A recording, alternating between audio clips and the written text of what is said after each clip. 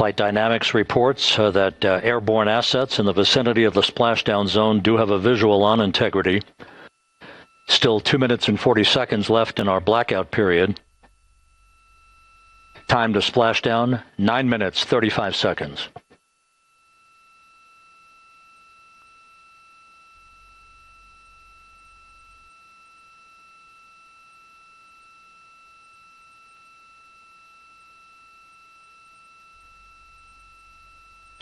Multiple airborne assets as part of the recovery team all have visuals on integrity.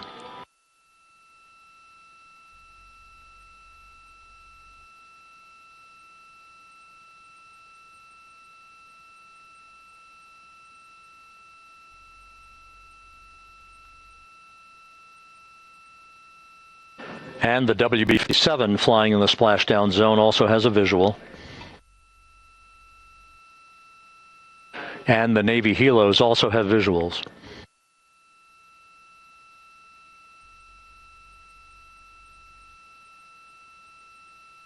We're still in the blackout period. Still do not have communications from the crew.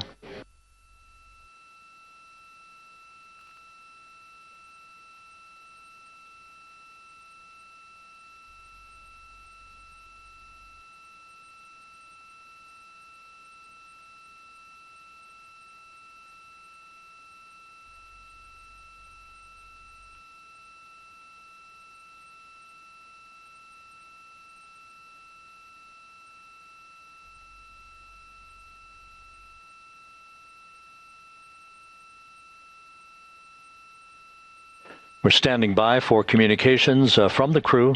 We should be out of the blackout period less than a minute from now.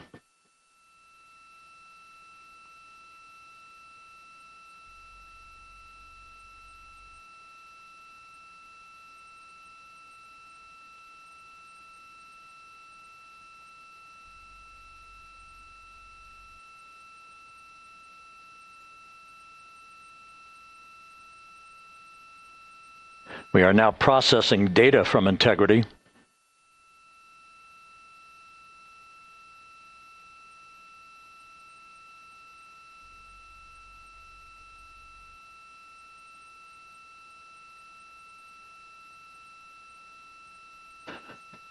Landing and support officer reports the small boats are en route to the splashdown target zone.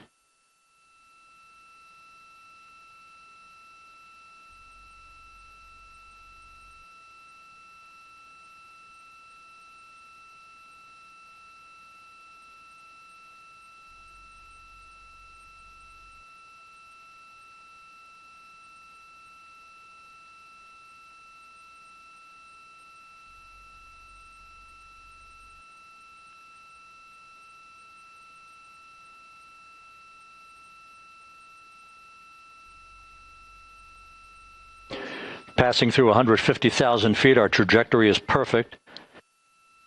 We're getting intermittent views of integrity.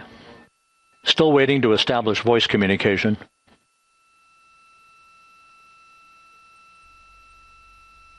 Integrity, Houston, comm check, post-blackout. Houston, Integrity, we have you loud and clear. Your trajectory is nominal, and your recovery teams have visual. Guidance looks good. No action for the enabled internal camera controller fail. Big cheers from the viewing room here in Mission Control as voice communication reestablished with Commander Reed Wiseman. For America and a waiting world, Integrity is 5.5 minutes away from coming home.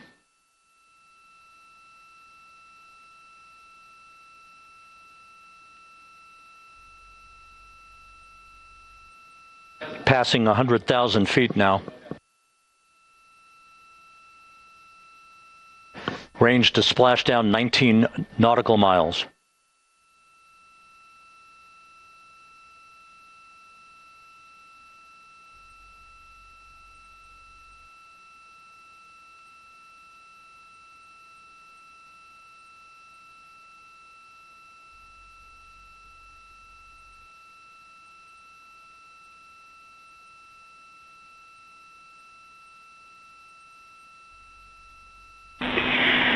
Integrity, impact to the camera controller fail is no cab 1 views of the chutes.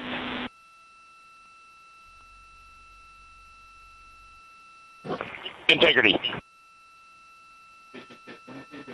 We're processing good data through the GPS system.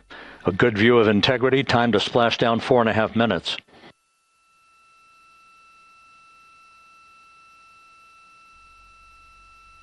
And a view of Integrity from the WB-57. We're at 50,000 feet.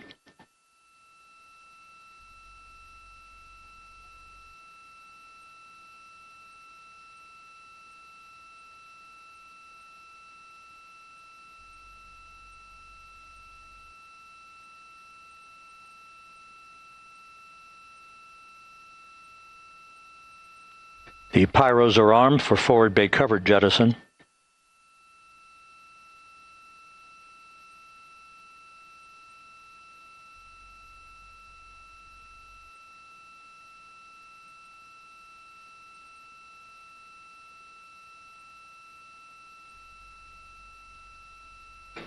And there go the first series of parachutes.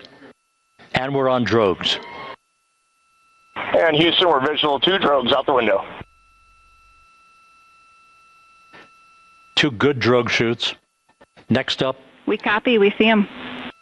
Next up, the deployment of pilot parachutes that will pull the main chutes out.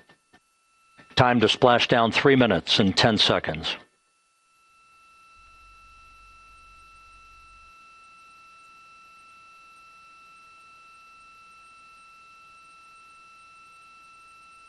Perfect descent rate according to flight dynamics. Good rates on 2 drogues. We see the same on board.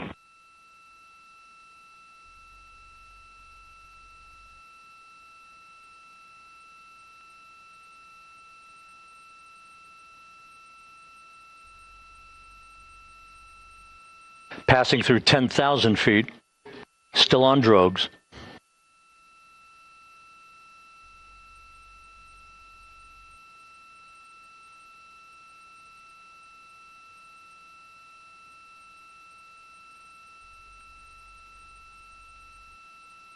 Main chute deploy. We're at 5,000 feet.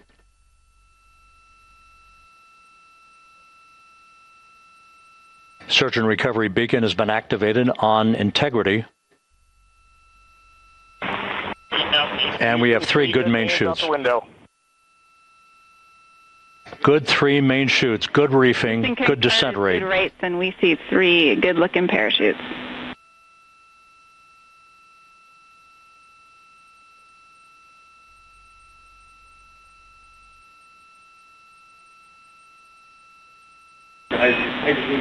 Integrity, cabin pressure indicates no need for hydrazine checks. Integrity copies. This is a perfect descent for Integrity. Its crew sounding hale and hearty on board. Time to splash down 1 minute, 15 seconds.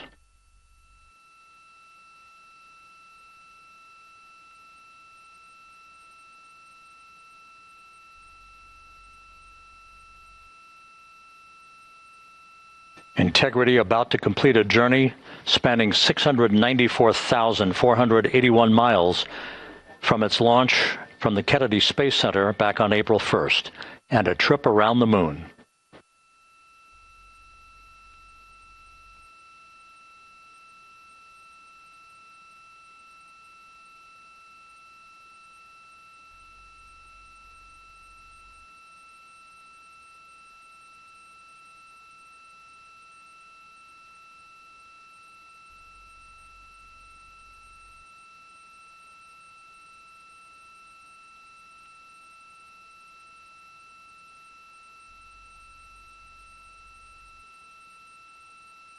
Passing through 1,000 feet.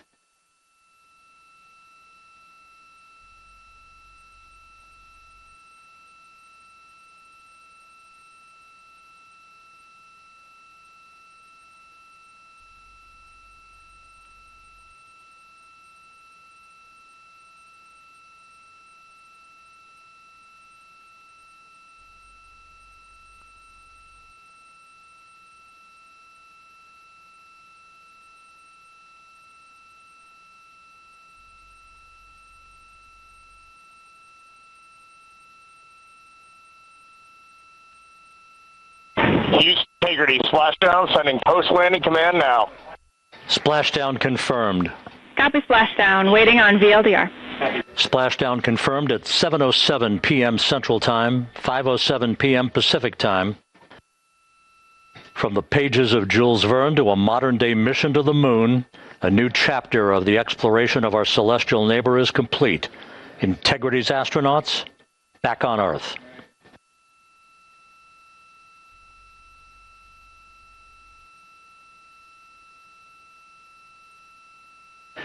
And the landing and support officer reports the vehicle is stable 1.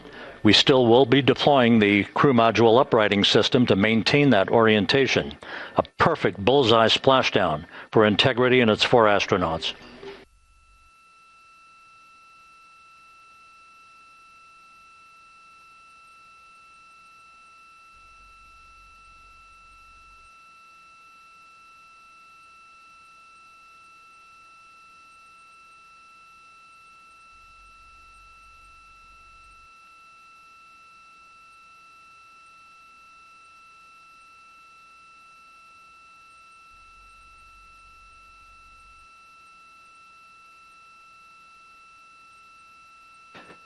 The unofficial splashdown time, 7:07 and 47 seconds p.m. Central Time. We'll get that refined for you.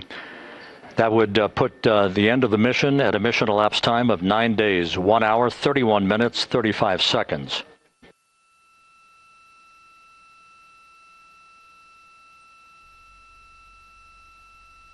And we're configuring for very low data rate.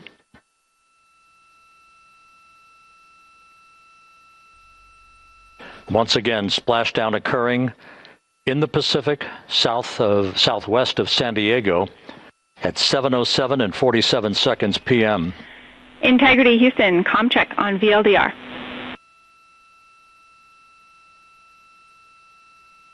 Houston, we have you loud and clear on VLDR. How else?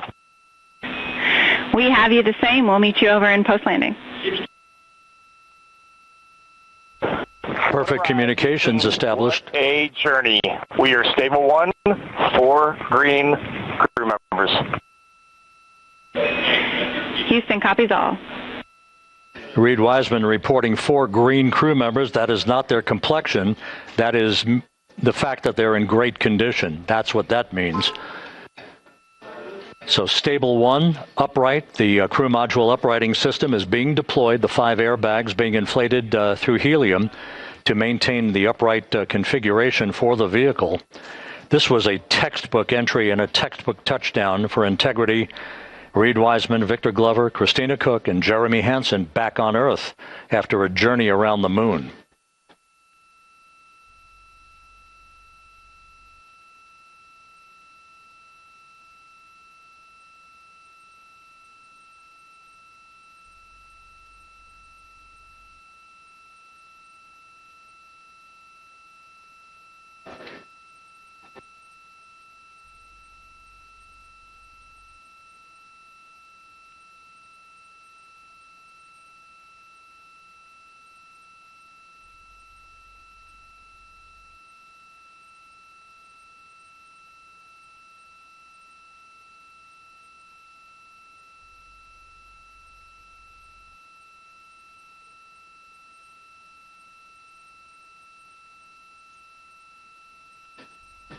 We continue to monitor the functioning of the CMOOS system.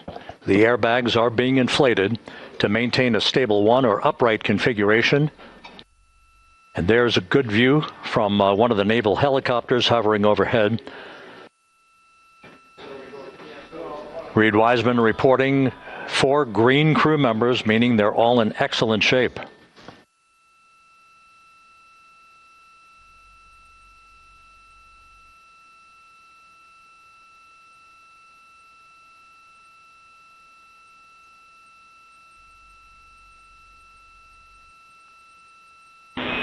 Integrity Houston for SAR beacon and radio.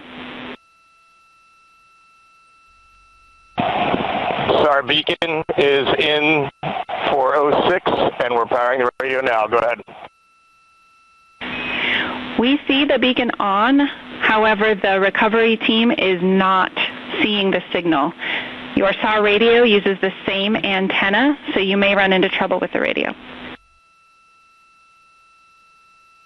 Okay, copy. And we are also powering up the sat phone now.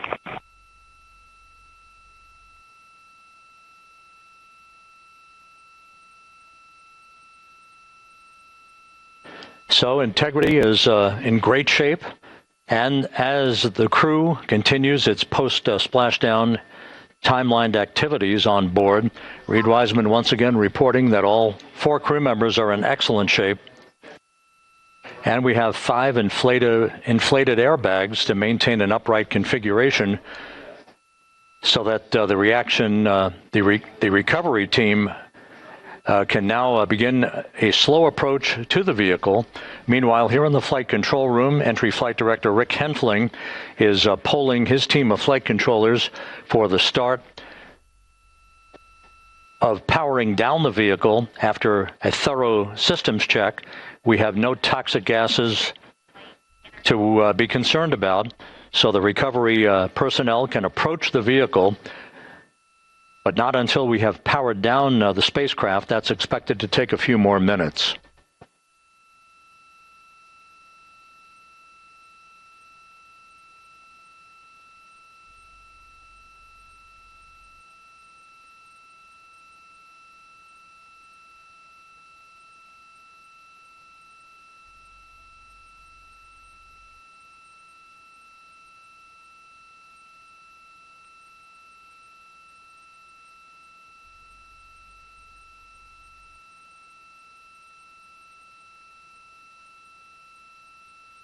Integrity back on Earth following its historic flyby of the moon. It was, for all intents and purposes, a textbook mission. On 28 per hour remain on this frequency. We copy.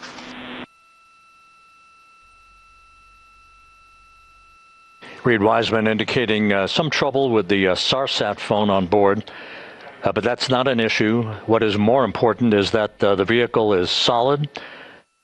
No issues as we begin the power down of the vehicle to begin the recovery process.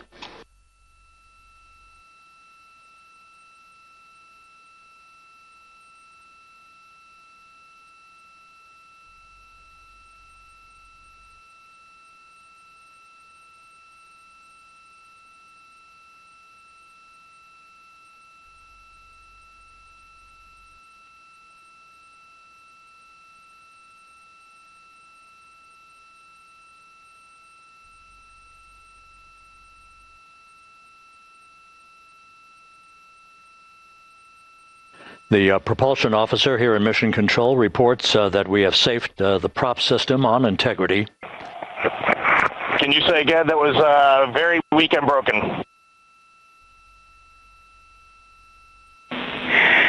Integrity, Houston did not call.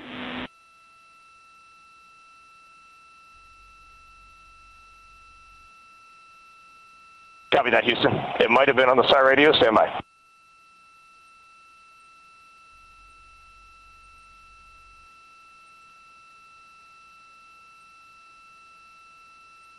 All of the milestones were executed in perfect fashion. Integrity entering the Earth's atmosphere right on time, reaching its peak speed shortly after a blackout period began. We emerged from the blackout period, but the recovery imagery airborne assets were able to pick up Integrity's descent almost immediately through entry interface, tracking the vehicle all the way down. And finally, you saw the sequence of chute deployments. First, the forward bay cover being pulled off the top of the vehicle by a series of 3 parachutes. Then the drogue chutes were deployed, followed by the 3 main chutes that slowed the splashdown velocity of Integrity to just 19 miles an hour.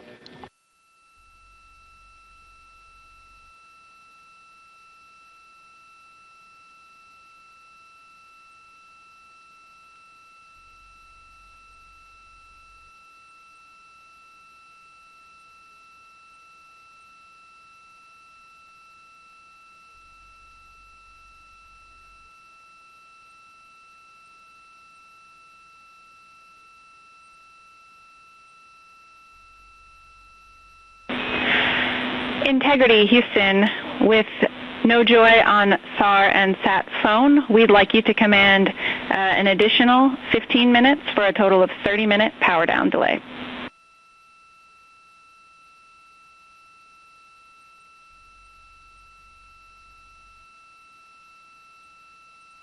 All right, Jackie, we have selected T/D+30. No joy on SAR radio or sat phone. And stand by, we have the master diver on SAR radio. Please hold comms. Hey, Lily. Excuse me. Hey, Jackie, we just got the master diver on SAR.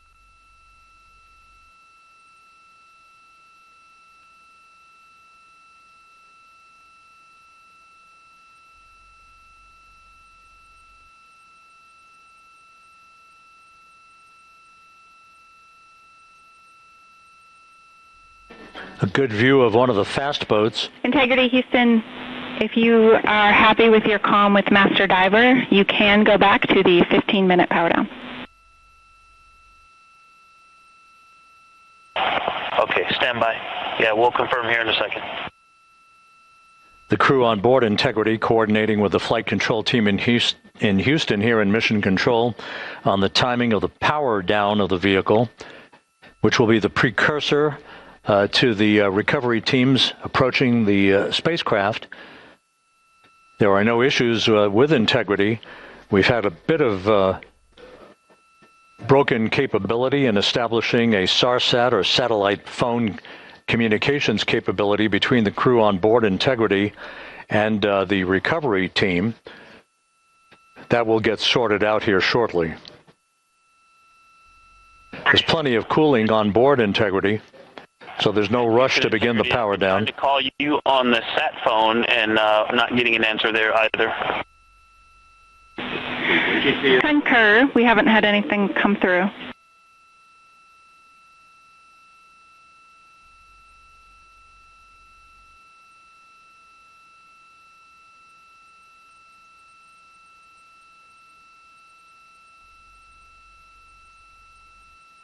And Houston, if you could relay to recovery that we hear them, but it does not appear as though they are hearing us.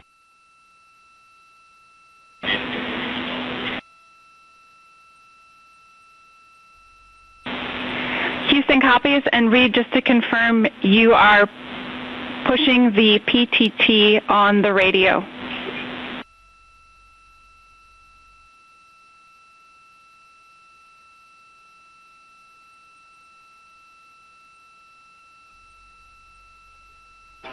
So as we continue to sort out the communications between Integrity and the recovery teams, we are standing by for the initiation of the power down procedures that, as you see, the recovery teams are moving towards the side of the capsule.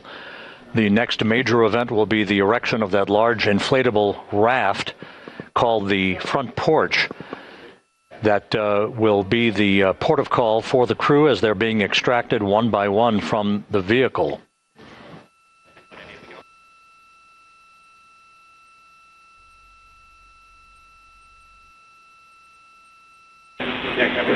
Integrity, Houston, for sat phone, we are going to attempt to call you.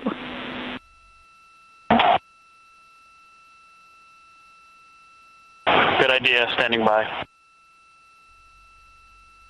And Jackie, yes, we are pushing the push to talk, the two buttons on the left side of the radio below the up-down arrows. We are utilizing them. I'm rebooting the radio to see if we get good comms. Okay, we copy all, and just to confirm, you are seeing that you're touchdown plus 3030 for power, correct? That's affirmative.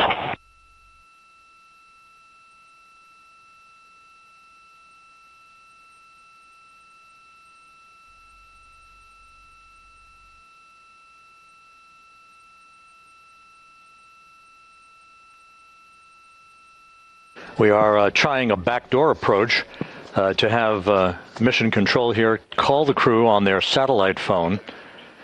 This is all part of the coordination for the power down of the vehicle that will initiate the actual recovery operation.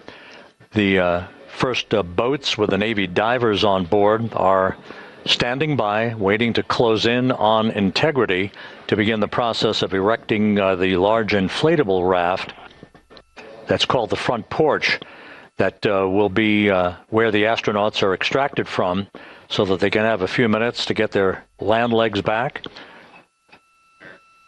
before they're hoisted aboard the Navy helicopters for the flight back to the deck of the USS John P. Murtha. Cannot reply.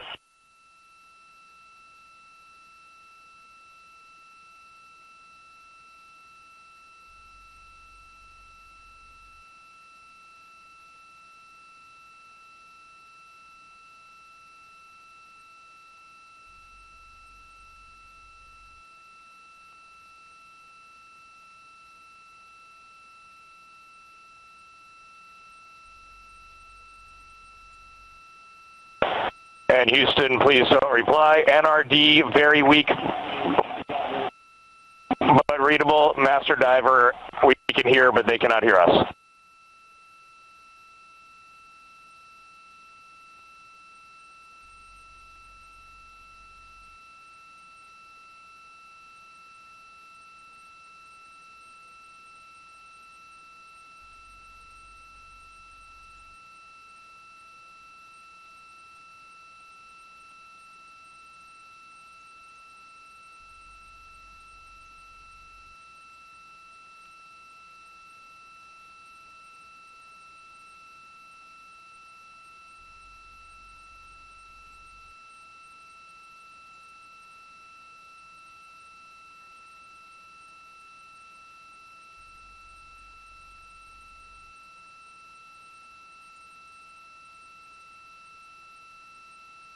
And Houston on OE1, is there any chance to tie us into NRD?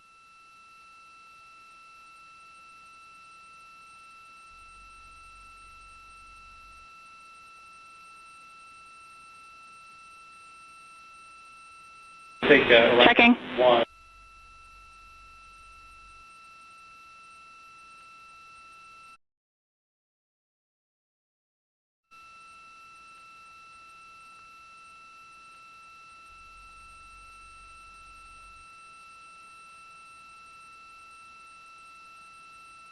This is Mission Control, Houston. While we stand by for the establishment of communications between Integrity and the recovery team that is basically standing by very close to the spacecraft, we're going to go to the deck of the USS John P. Murtha, where Megan Cruz is standing by with Administrator Jared Isaacman.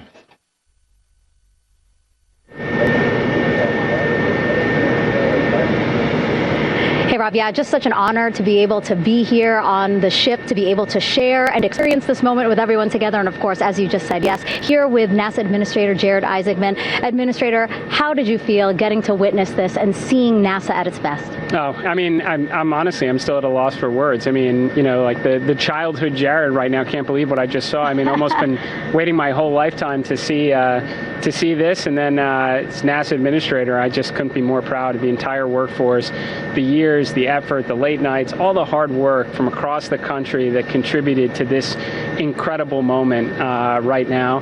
And yeah, incredibly grateful too for our teams here on the John P. Murtha right now. Yeah, look at them behind us here. We've got everybody. Hey, what do you guys think? We just brought some astronauts back from the moon, huh? Unbelievable. Thank you. Yeah, so grateful to the Navy, the sailors that are here, the NASA teams. I mean, this is a joint effort that's on their way right now. These recovery forces are getting out to our Orion spacecraft, to Integrity, to get our astronauts back on the ship safely. Yeah, and this is not just an accomplishment for NASA. This is an accomplishment for humanity. Again, a historic mission to the moon and back. How does this make you feel, and what do you hope people take away from this? Well, I'll tell you, you know, I think about the crew members that we've all had an opportunity to observe over the last 10 days, right? I mean, they're absolutely professional astronauts. I mean, wonderful communicators, almost poets. But then I think these were the ambassadors from humanity to the stars. stars that we sent out there right now, and I can't imagine a better crew than the Artemis II crew that just completed a perfect mission right now. So yes, it's a huge moment for everybody, right? I mean, we are back in the business of sending astronauts to the moon, bringing them back safely, and to set up for a series more. I mean, this is not a once in a lifetime, which you hear sometimes around here. It's like, this was a once in a lifetime. No, it's not. This is just the beginning. We are going to get back into doing this with frequency, sending missions to the moon until we land on it in 2028 and start building our base. Yeah, are we going to build on the momentum for Artemis 3? I mean, it's just around the corner. Absolutely. So, I mean, that's, you know, part of me too. Like, I can't wait to get the crew off of Integrity right now, but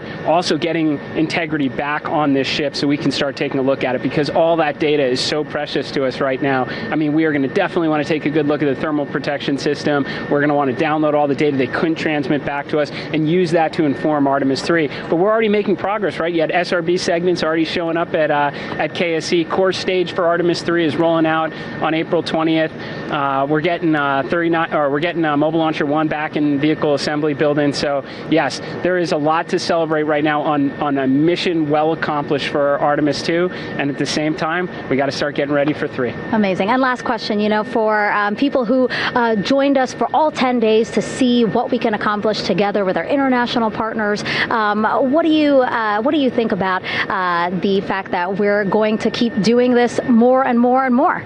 It's incredibly exciting. I mean, yes, it's the contributions, like the best and brightest across the NASA workforce from across the country, our industry partners, our international partners. We had a Canadian Space Agency astronaut on board in Jeremy. We had the European Service Module. And you think, in the days leading up to this launch, I mean, 48 hours prior to launching Artemis 2, I was meeting with the Italian Space Agency. We signed a memorandum of understanding to build a habitation module on the moon. I mean, you have countries, all of our allies and partners coming together saying, we are committed to this effort. We are returning to the moon. We're doing it to stay. We are building that enduring presence. We are going to master the skills on the surface of the moon so someday we can undertake missions to Mars. It's just an incredibly exciting time, and we're not going at it alone. We're bringing everybody along with us. Absolutely. And speaking of everyone, one more time, we're going to ask the crew here, you guys ready to land on the moon? Awesome. I love that. Okay, well, thank you so much, Administrator. Appreciate you being here. We're, of course, going to stay on to watch the crew get extracted from Orion, so stay tuned, and we'll see you back here shortly.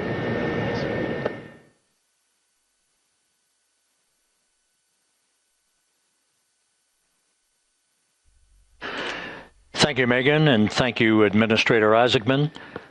We are in the process of working to establish that communications link and to establish the procedures that will lead to the power down of the spacecraft, which is gently bobbing in the Pacific following a bullseye touchdown that occurred at 7:07 p.m. Central Time, 5:07 p.m. Pacific Time, 2.5 hours before sunset in the Pacific, southwest of San Diego. We have once again heard from the crew during that interview opportunity with the administrator, and we have 4 healthy crew members on board.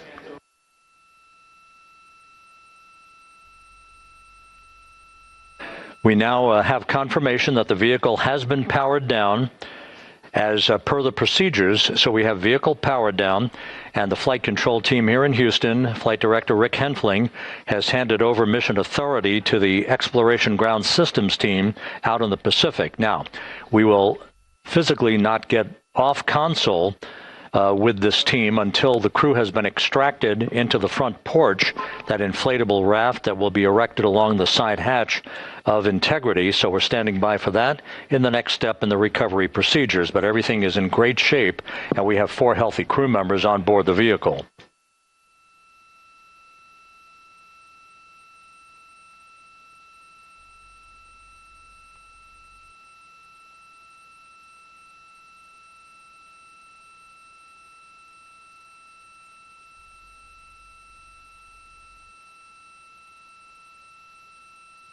All of the entry events went by the book, no issues, perfect trajectory for Integrity that was culminated with one final raise burn to improve the angle of attack for the vehicle as it entered the Earth's atmosphere. All of that flight dynamics computation worked like a charm.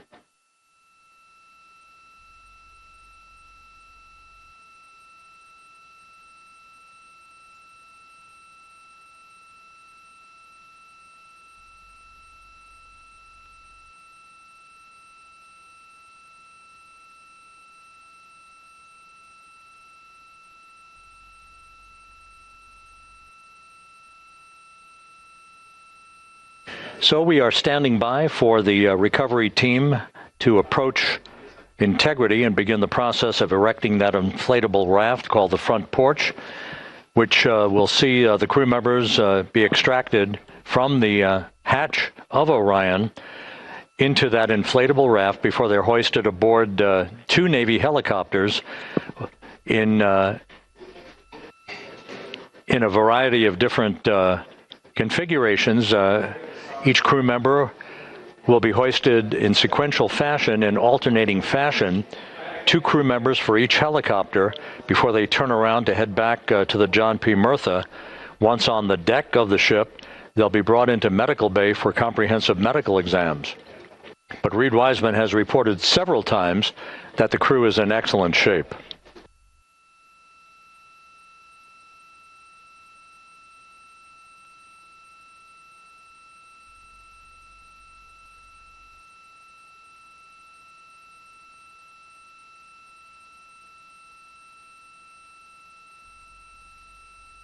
So just to recap, it has been some 26 and a half minutes since the splashdown of Integrity in the Pacific. The vehicle is in excellent shape. It performed like a champ all the way down through the Earth's atmosphere. All of the vehicle functions were checked off in excellent trip hammer fashion. The parachutes all deployed as planned. Splashdown occurring at 7:07 p.m. Central Time, 5:07 p.m. Pacific Time.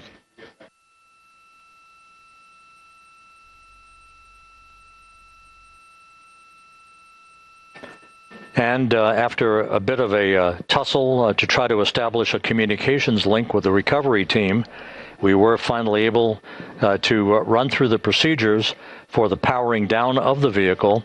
We've handed over mission authority to the Exploration Ground Systems folks out in the Pacific, and the recovery team will be approaching the vehicle shortly to erect the inflatable raft called the front porch before opening the hatch to Integrity to bring the crew members onto that raft before they're hoisted onto two Navy helicopters, two crew members for each helicopter, before they're flown back to the deck of the USS John P. Murtha.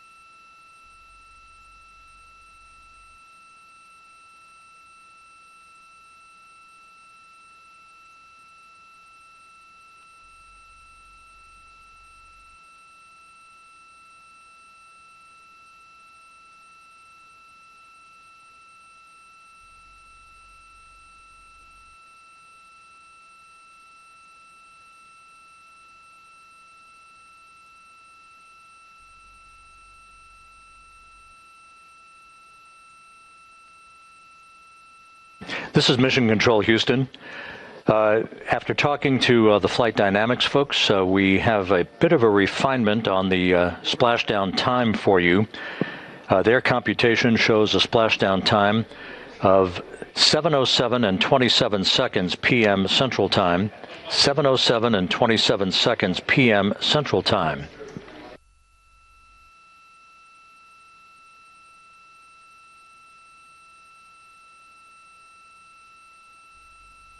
That would equate to a mission elapsed time of 9 days, 1 hour, 32 minutes, and 15 seconds.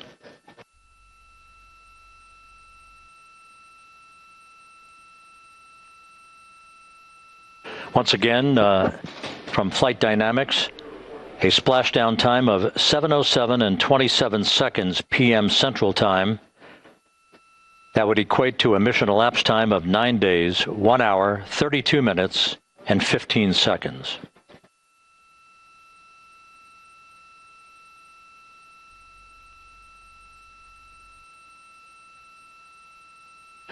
Reports from the Pacific indicate that the recovery team, in communications with the crew aboard Integrity, that the crew remains in excellent shape as they await the approach of the team for a final hazard gas evaluation before they move to the side of the vehicle to erect the inflatable life raft called the front porch.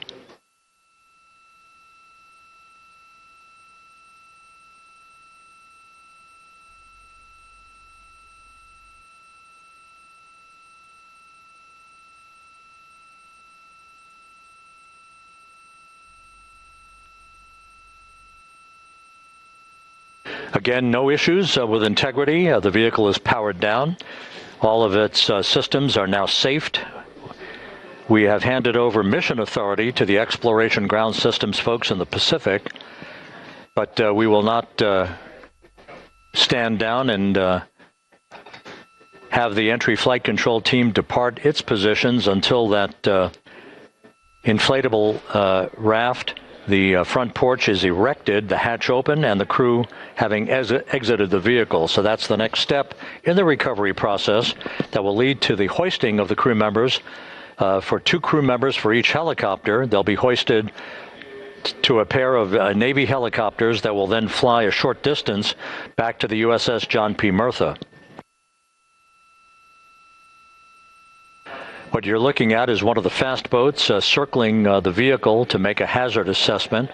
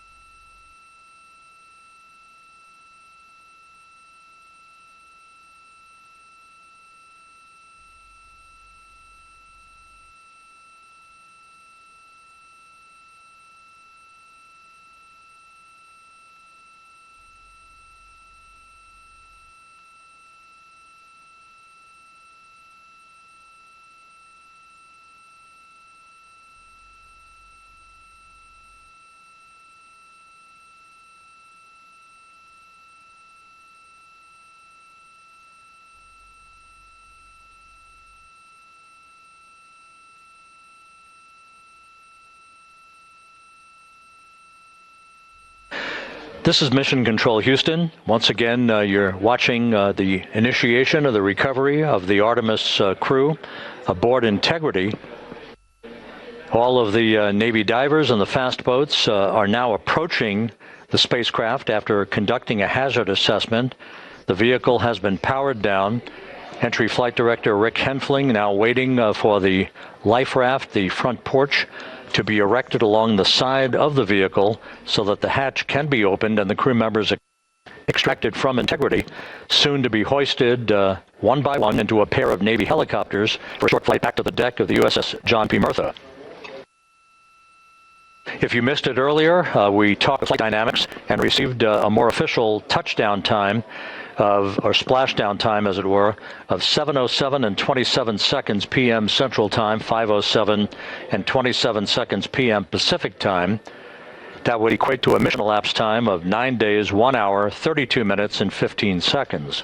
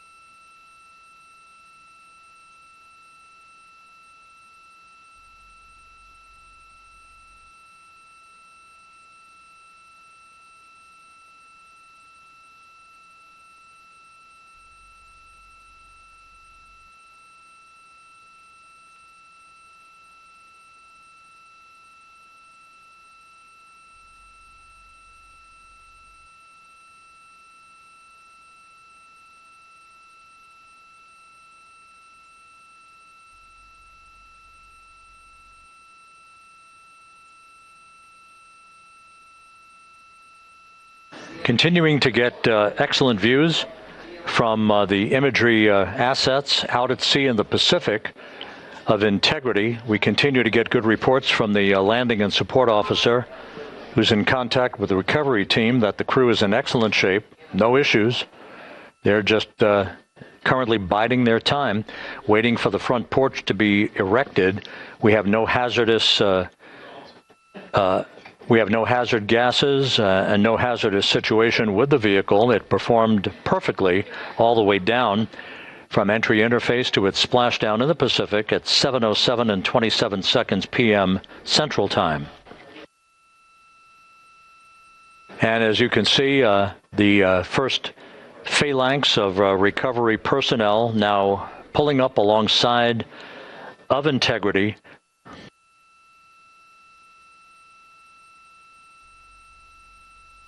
This includes Navy divers, a Navy flight surgeon, and other recovery personnel who have trained for several years for this recovery process.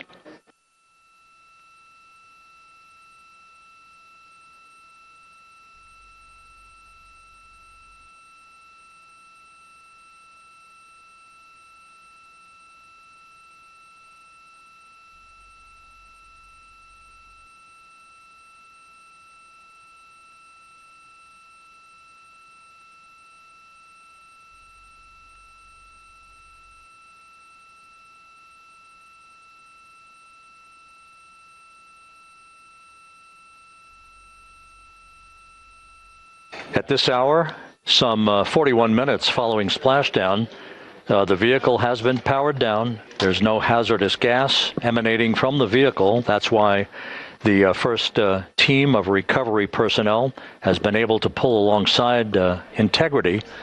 And the reports continue to come in that the 4 astronauts are in excellent shape.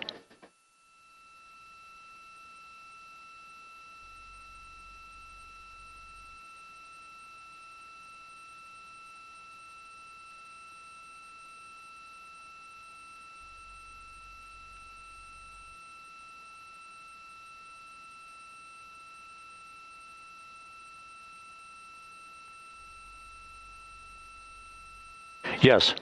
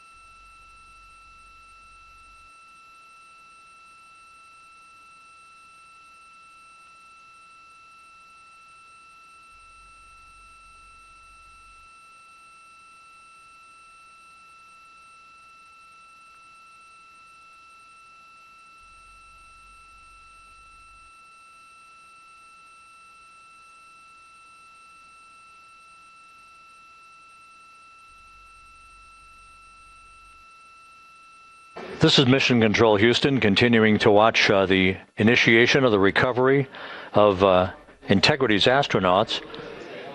One by one, they'll be brought out of the spacecraft onto a large inflatable raft just a short time from now. In the meantime, we can go back to the USS John P. Murtha, where my colleague Megan Cruz is standing by to provide her situation report. Megan, can you hear us?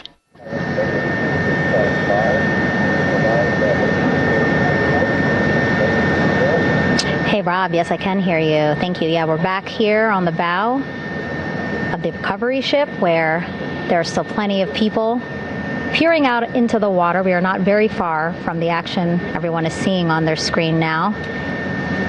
The Orion spacecraft, Integrity, in the ocean, surrounded by a number of recovery boats.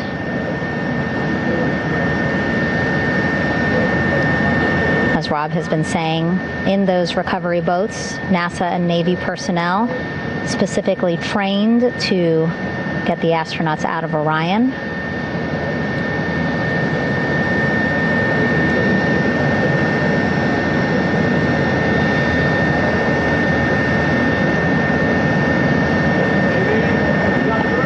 In some of our wide shots, you can probably see that there are 6 boats out in the water.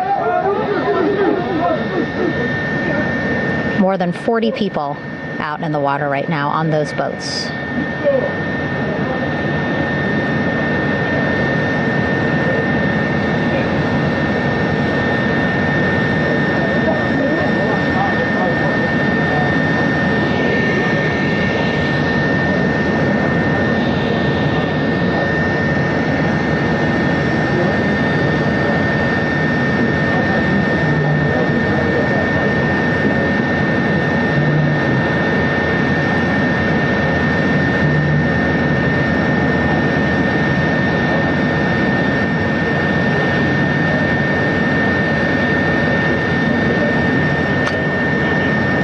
First order of business is to set up the front porch and the stabilization collar. You might also hear it referred to as a stab collar. Basically just to make sure that Orion stays upright, doesn't sway in the water too much, again, to make it easier for recovery forces to get the astronauts out.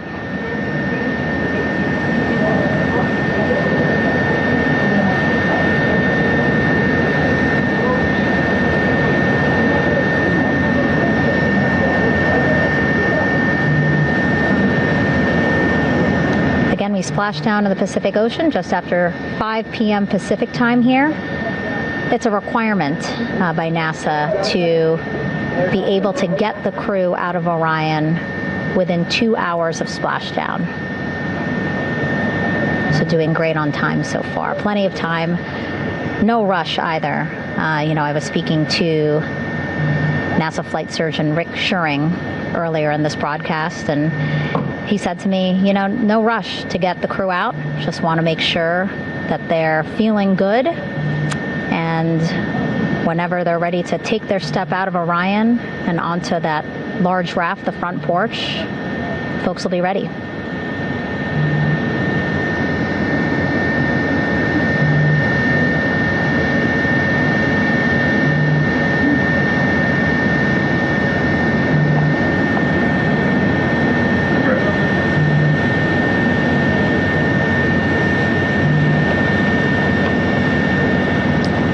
As there are mission audio loops in Mission Control in Houston, there is a mission audio loop here on the ship, and it was just reported out that the side hatch is open. Side hatch of integrity is open. You're getting these beautiful shots from our aerial assets. The ship itself, where I'm on, just 3,000 yards away. Again, plenty of people on the boat here, glued to the side closest to where they can see all this action. And again, with just 3,000 yards separating us, great views from the bow here. You can see now that side hatch is open. One of the Navy personnel is about to get inside there.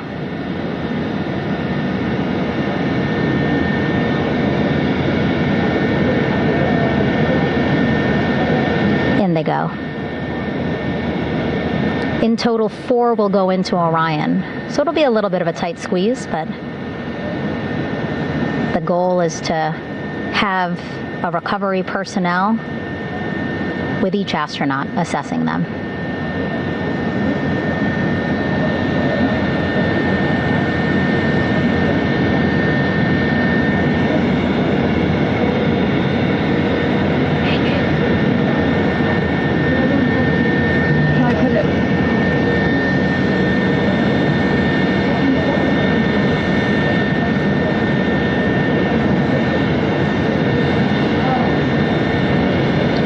Boats getting closer now.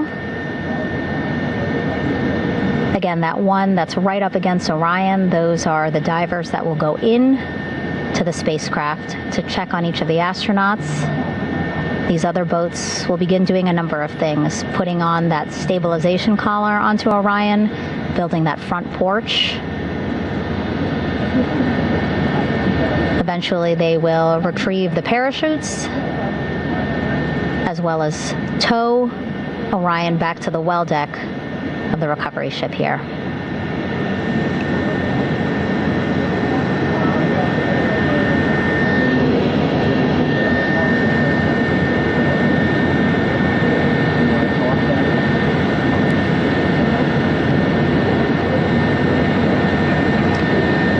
And so as we wait for the Navy and NASA personnel to get their assessment of the crew inside of Orion, why don't we toss it back to Rob for an update?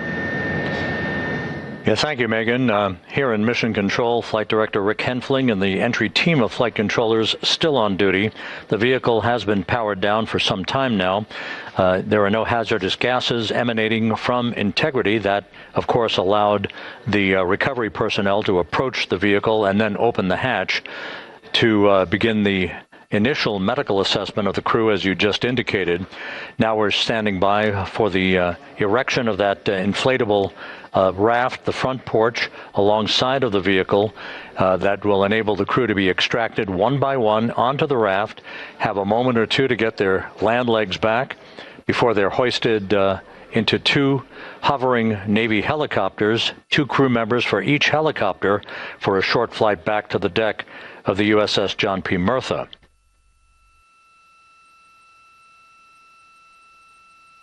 All of Integrity's systems operated flawlessly throughout the course of the approach to the Earth, the entry into the Earth's atmosphere, and all of the key milestones that followed in this high-speed return to Earth for integrity. A mission that spanned more than 694,000 miles from the vehicle's launch from the Kennedy Space Center atop the Space Launch System back on April 1st.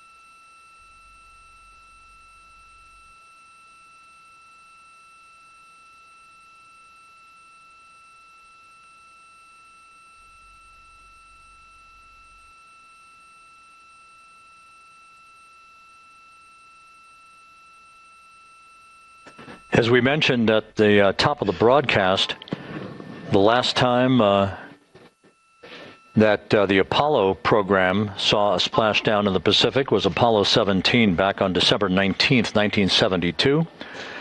So for the first time in 53 and a half years, we have reenacted that with the arrival of Integrity's astronauts as they flew around the moon in that historic lunar flyby that began with a trans-lunar injection burn that took them out of Earth orbit following 24 hours of a high Earth orbit trajectory. The high Earth orbit trajectory enabled flight controllers here to have a full 24 hours to evaluate the systems on Integrity and the condition of the crew before they would commit to flying to the moon.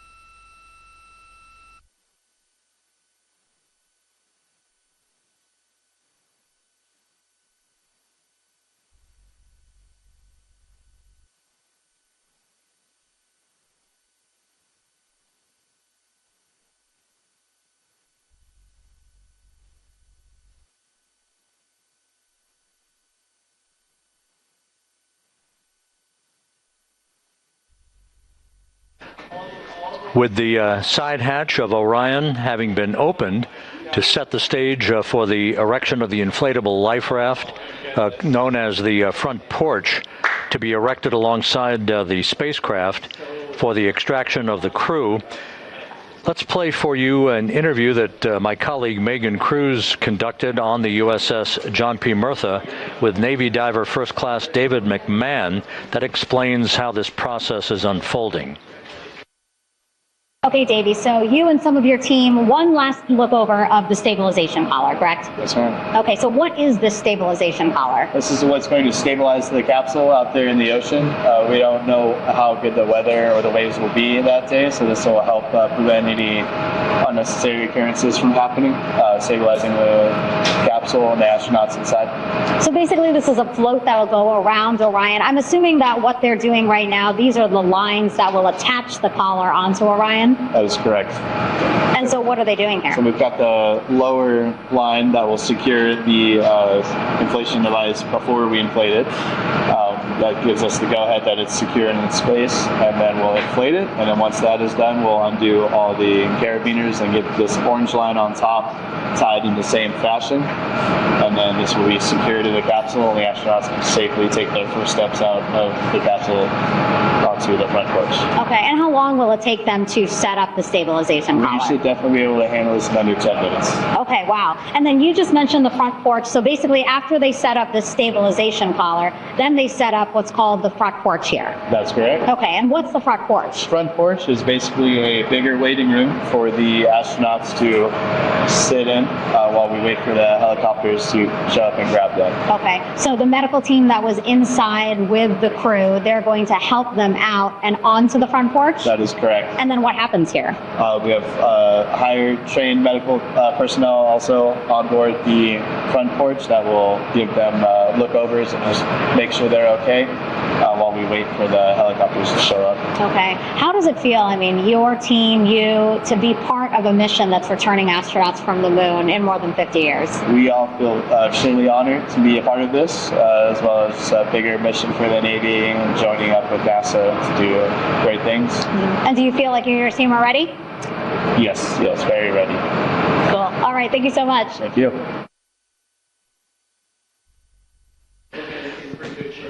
Once again, the recovery operations are continuing out in the Pacific. We shortly should see that life raft, the front porch, erected alongside the side hatch of the vehicle.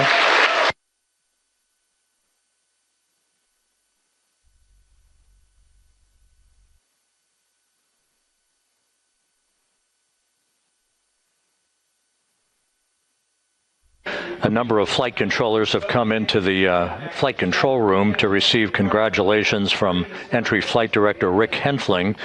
But we're going to stick with our operations out in the Pacific as we await the extraction of the 4 crew members who are reported to be in excellent condition.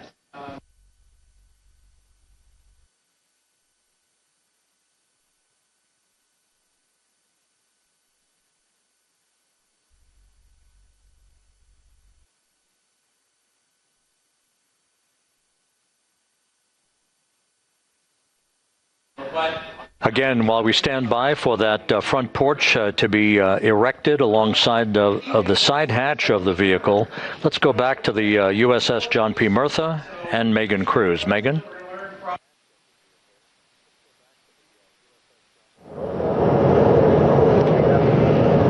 Hey, Rob. Pausing now to listen to some internal audio loops. Again, the operations team here on the ship communicating with everyone out on the water. It seems like currents are hindering them a little bit from unfurling and inflating the stabilization collar as well as the front porch. But again, the requirement to get the crew out within 2 hours of splashdown, plenty of time. So no concerns just yet. But as calm as the water looks, yeah, it looks like it's hindering the teams just a tad.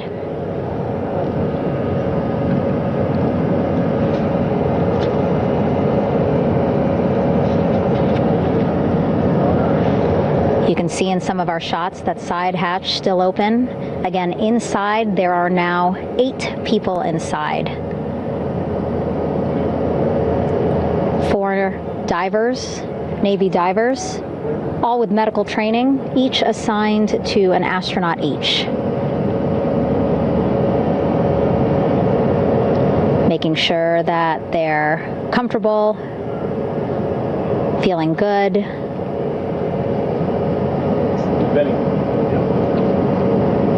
As you've heard us say in the broadcast, they expect a little bit of discomfort. Again, these astronauts just traveled back to Earth at 25,000 miles an hour, a nearly 695,000 mile journey around the moon. If you think you get car sick.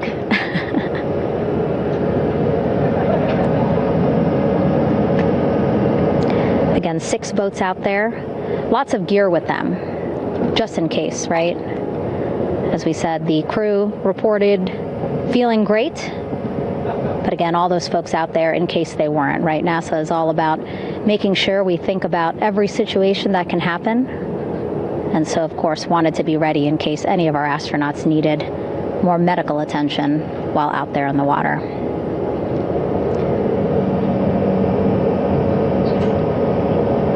You see now teams, again, trying to set up the stabilization collar and front porch for the crew to get out of Orion. They need both, right? The stabilization collar will keep Orion from swaying as you see it is doing now.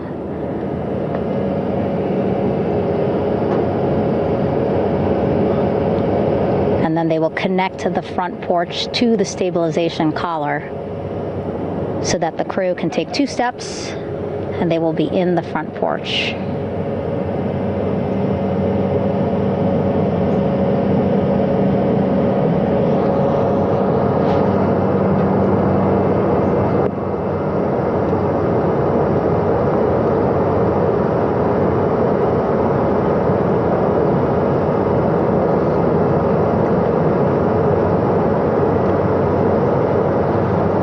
Chatter on the mission audio loops, that's a good thing. Again, things proceeding pretty nominally, even if they're fighting some currents out there on the Pacific Ocean.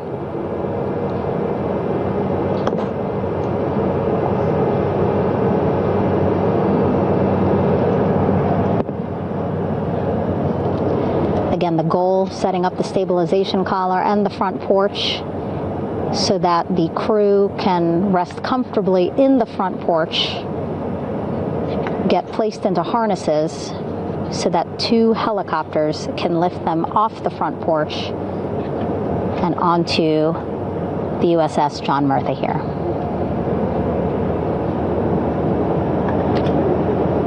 The helicopters are going to take turns picking up an astronaut. So again, Helo 1 and Helo 2.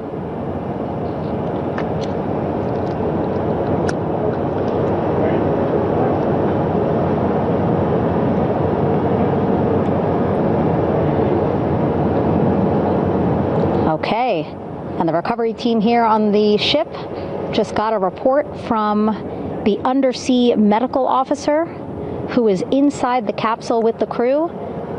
He is reporting all 4 members are green. All of our 4 astronauts, Reed, Victor, Christina, Jeremy, green, meaning they are feeling great, not the complexion of their skin. They are feeling great, happy to be home, and ready to be extracted as soon as possible.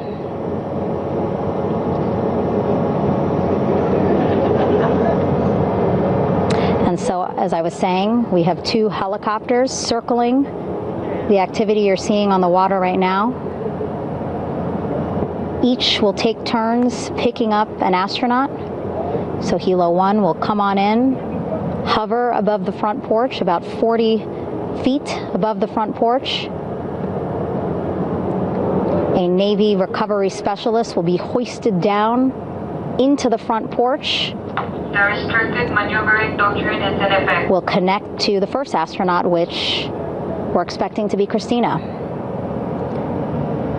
And then Helo 2 comes around, picks up Jeremy, while Helo 1 stays above head, and then Helo 1 will come back in for another astronaut, and then Helo 2 for the last astronaut, and then back to the flight deck here on the recovery ship.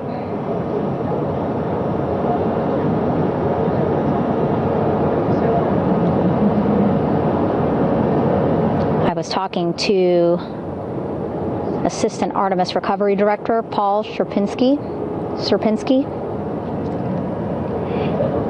He said helos are a much quicker, safer way to get on board.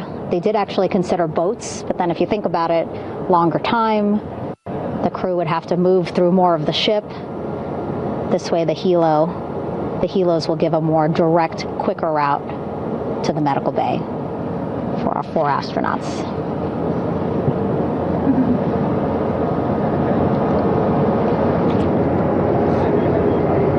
Beautiful shots from our aerial and imagery teams.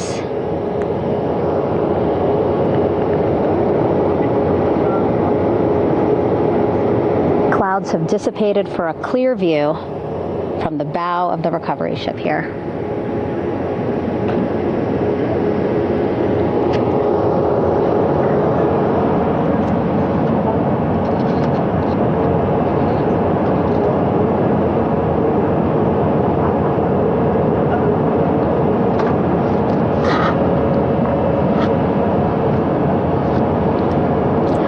Still see divers in the water there.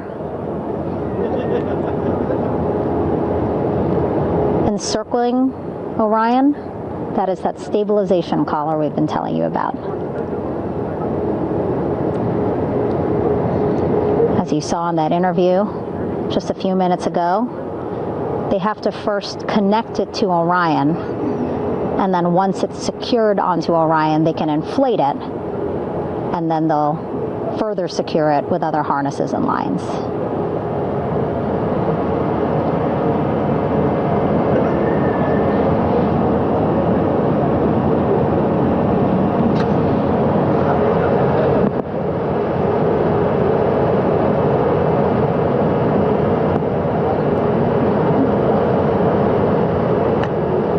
About an hour and 10 minutes since splashdown in the Pacific Ocean here.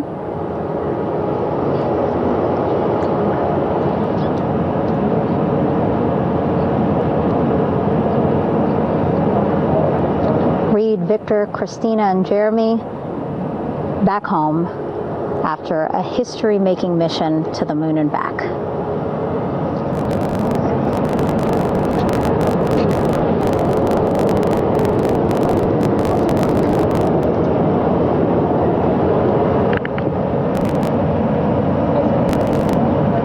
If you missed what we said just a couple of minutes ago, the undersea medical officer inside with the crew in Orion, reporting all 4 crew members feeling great.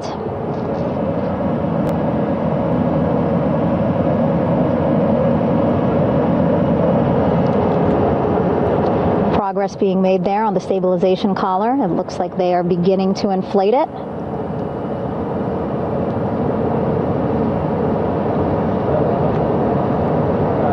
And it looks like they're starting to unfold the front porch in order to get that into the water here shortly and inflate that as well.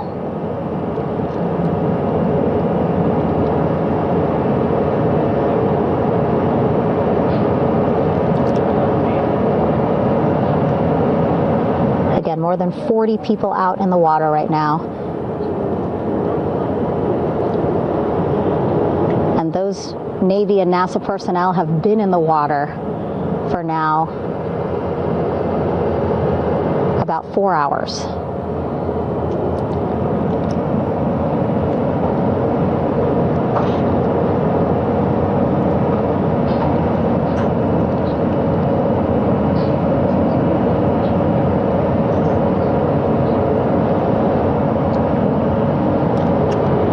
The reason why they had to get out so early is just to stage everything. And actually here on the ship, when there are flight operations happening, you can't have anything else, right? Just because The flight deck can be a dangerous place, so they just want to focus on planes coming and going from the ship, so that's why they wanted to get the boats in the water to make sure that they have all the time they needed for the flight ops. And then the same crew here out in the water, they will stay out in the water for a number of hours after we recover the crew and get them back on the ship, because then they have to recover Orion.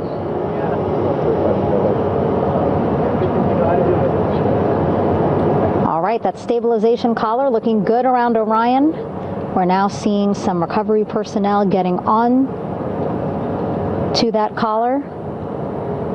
Again, they need to further attach it to Orion to make sure that it can really prop up the spacecraft. It's basically lifting it up off of the water just a tad. Again, so it's not so... Lost me for a minute.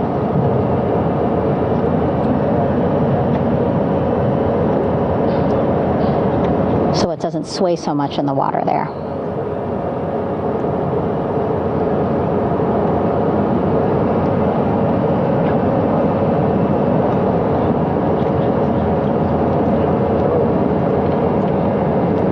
And now that front porch looks like it's nearly fully inflated as well. You can see a much larger surface area.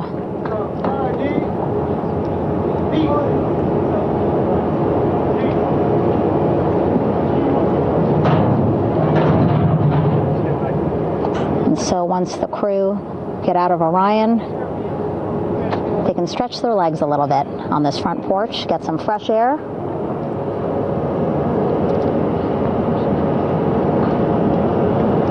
And enjoy this beautiful day here on their home planet.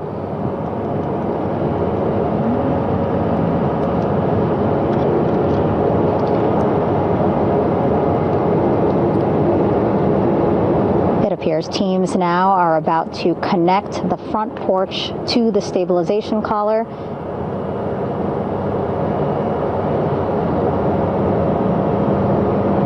And at that point, when both are secure, we should soon see astronauts come out of Orion.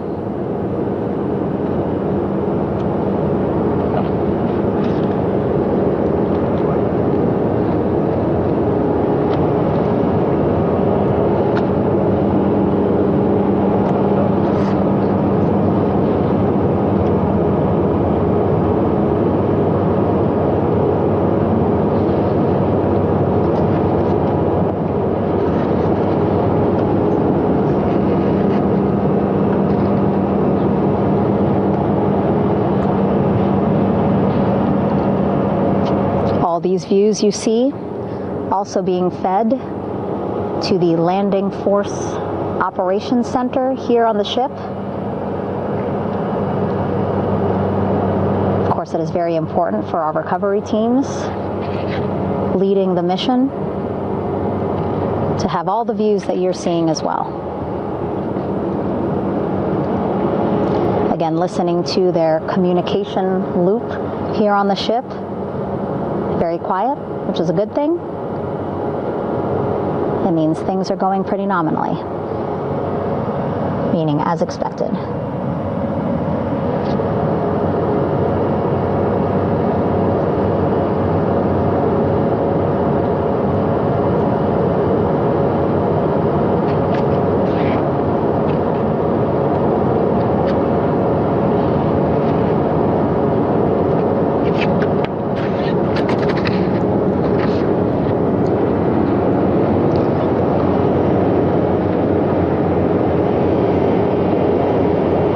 All this activity happening just 3,000 yards away from the ship. So that means this will be a very quick flight back on the helicopters for the crew. 2-3 minutes, and then we'll be back here on the ship.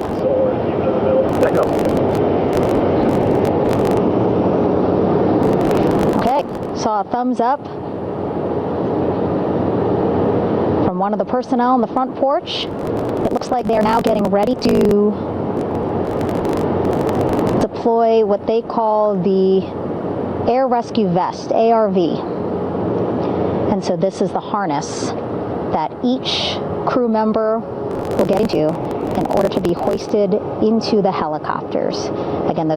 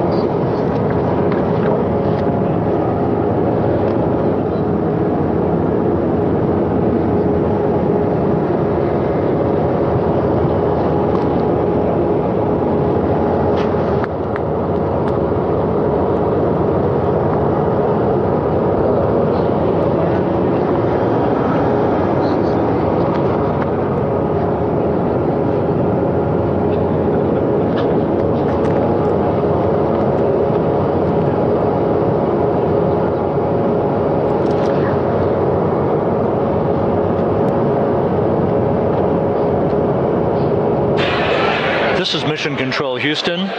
Behind me, a fairly raucous scene as hundreds of flight controllers have poured into the flight control room here.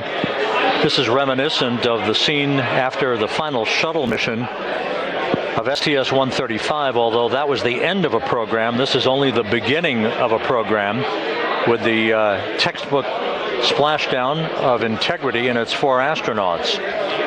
We're standing by for the crew to be extracted from the spacecraft.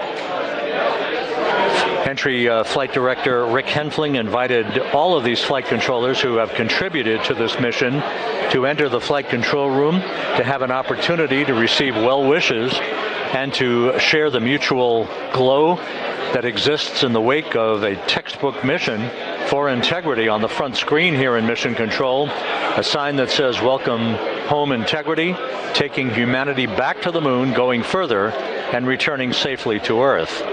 So all of that jubilation, part of the post-splashdown activities, even as we await the crew being extracted from the vehicle to be hoisted onto Navy helicopters for the trip back to the USS John P. Murtha.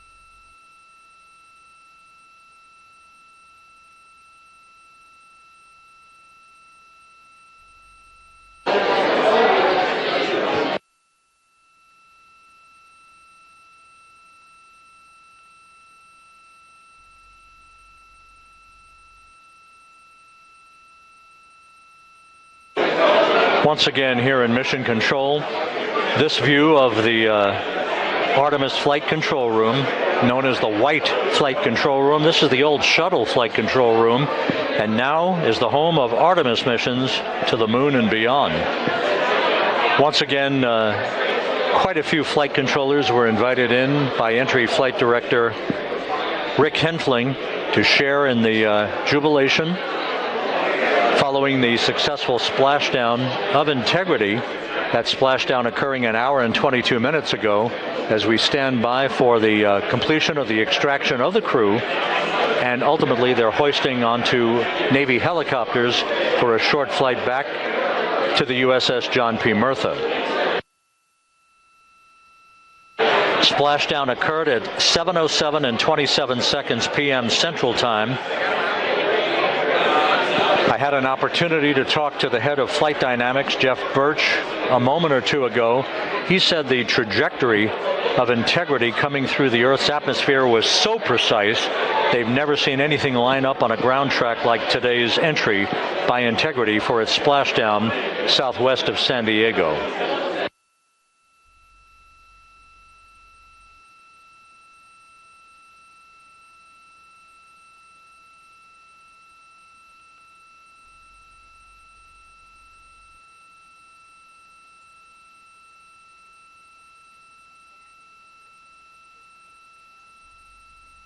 And the initial, you can hear it.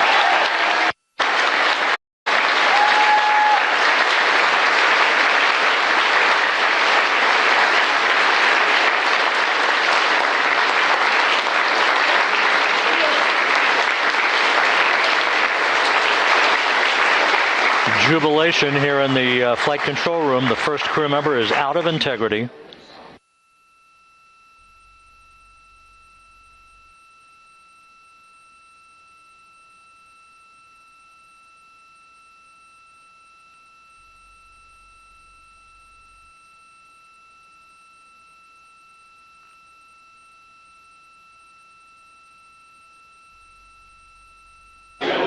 We are expecting the other crew members momentarily to be extracted.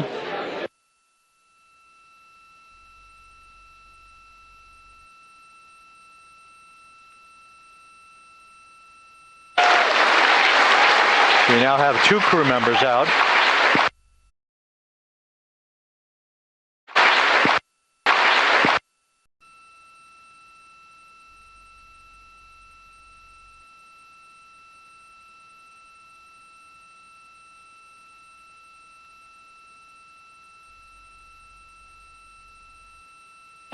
Two crew members out, 2 to go.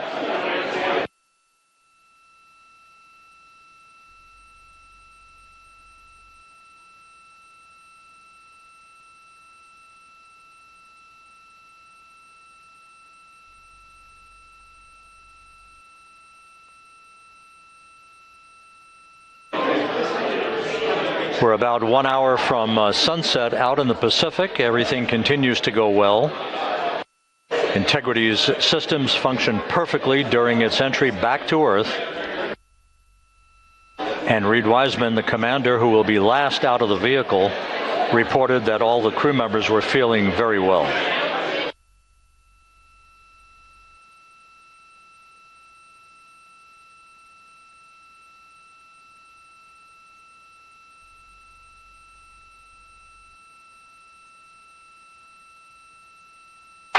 Crew member number 3 now out.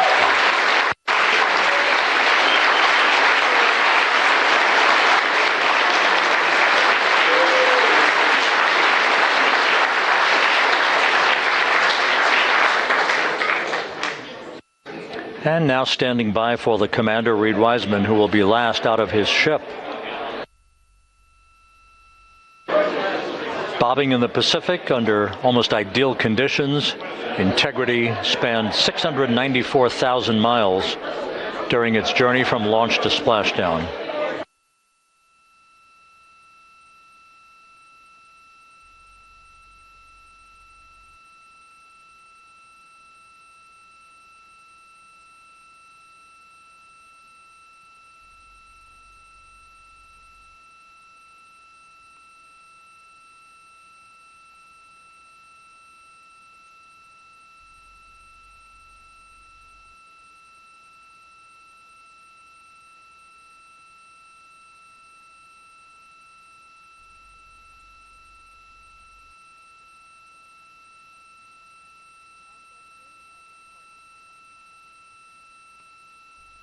And we now have Reed Wiseman out of the vehicle, all 4 crew members now out of Integrity.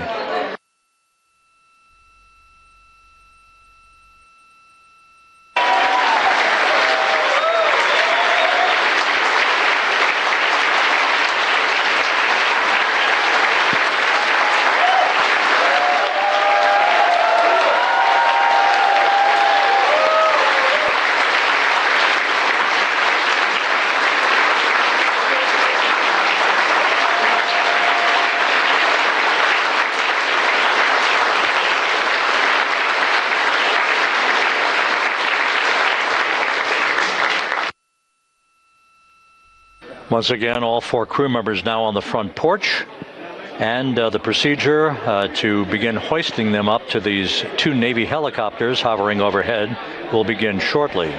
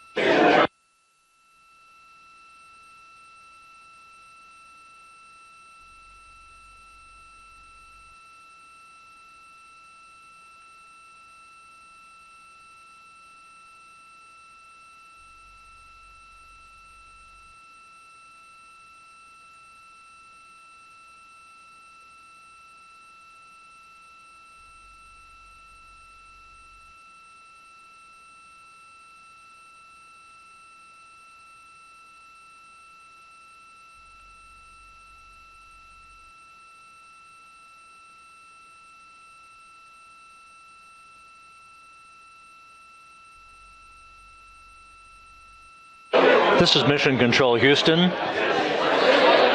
The mission is over, but the melody lingers on as jubilation continues here in the flight control room. We should be expecting NASA's Associate Administrator, Amit Kshatriya, to be joining us shortly for a short interview while the recovery operations continue out in the Pacific. So we'll stand by for that. And then we'll turn it back over to Megan Cruz aboard the USS John P. Murtha.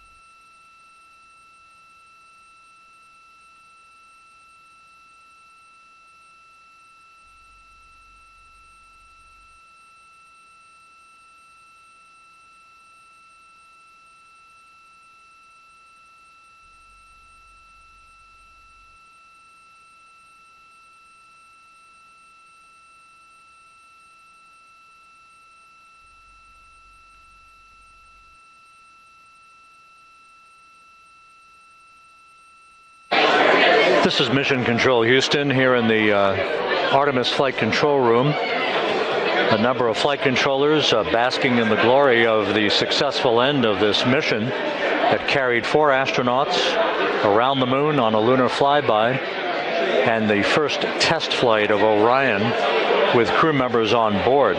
Splashdown occurring an hour and 32 minutes ago after a flawless descent back into the Earth's atmosphere for the vehicle.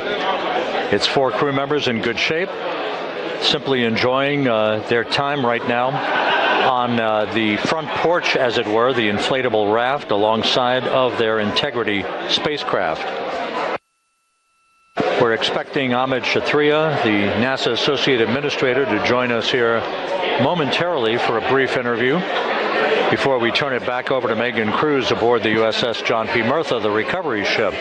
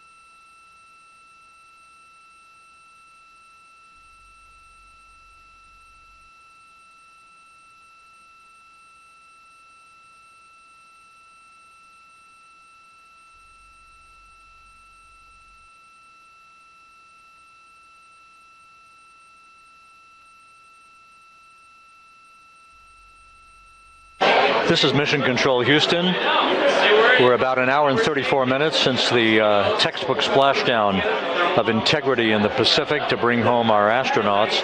And with us now is Amit Kshatriya, the NASA Associate Administrator. Amit, a little bit of history made tonight, a little bit of history made over the past few weeks. Your thoughts as this team here basks in the glow of what they just accomplished? Yeah, Rob, we're here in the control center, and it's kind of overrun with jubilant folks from the Mission Control Houston, as well as engineering, and folks that just want to be here, part of it, as we watch our crew get extracted from the vehicle. And my thought is always about these teams, the team that's in the water right now pulling the crew out, the team here in Houston that worked so hard over the last 10 days, no sleep to get this done.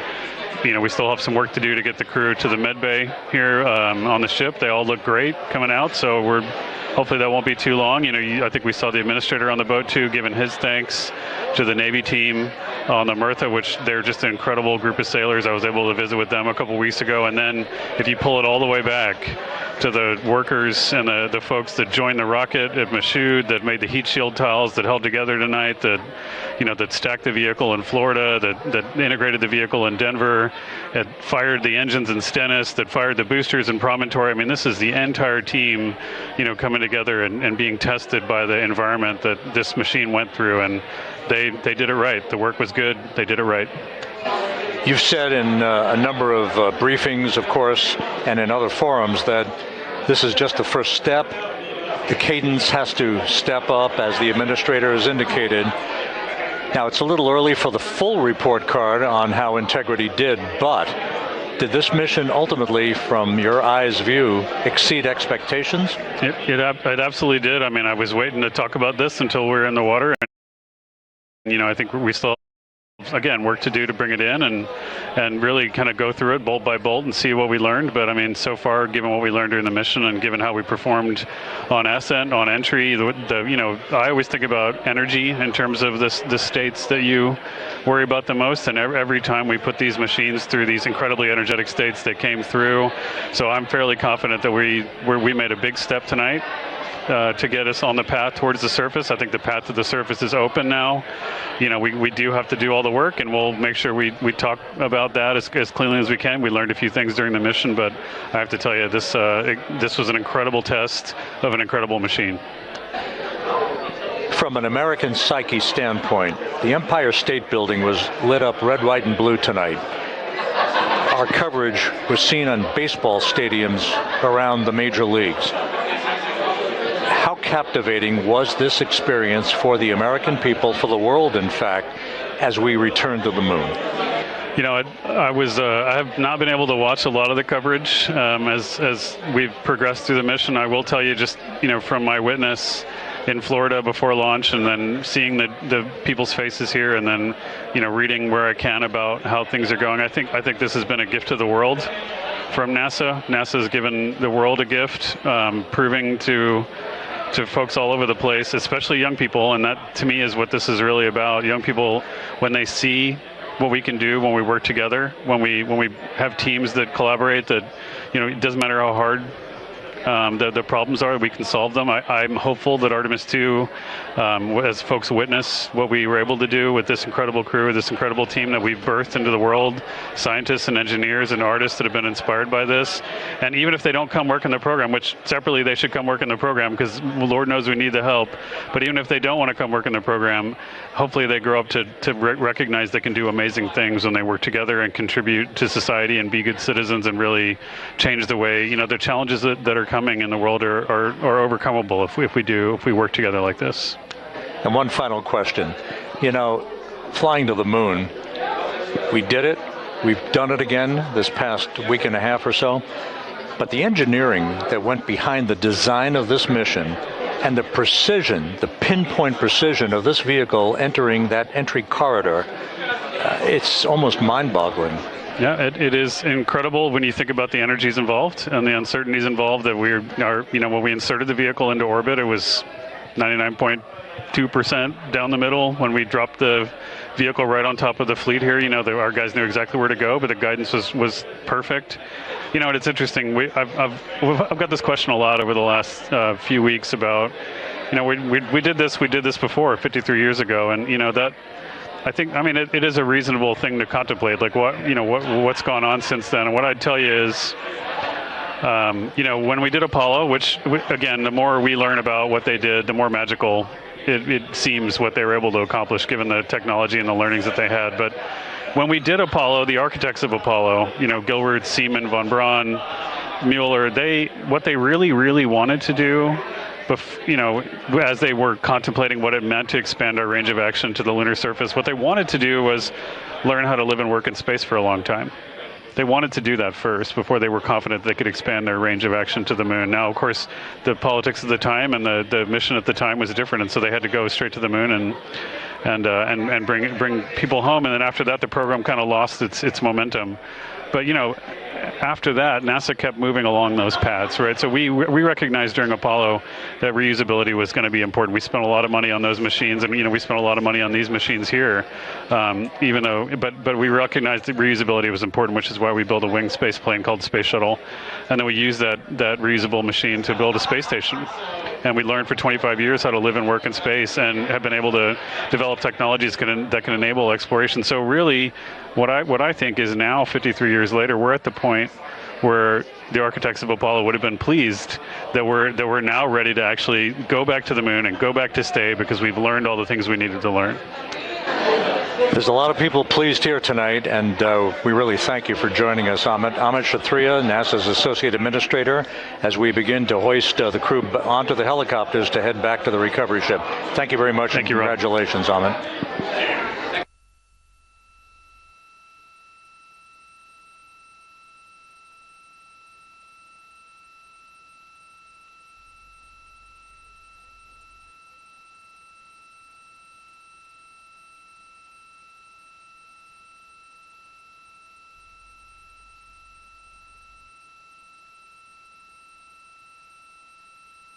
This is Mission Control Houston, with the crew members now beginning to be hoisted aboard the Navy helicopters.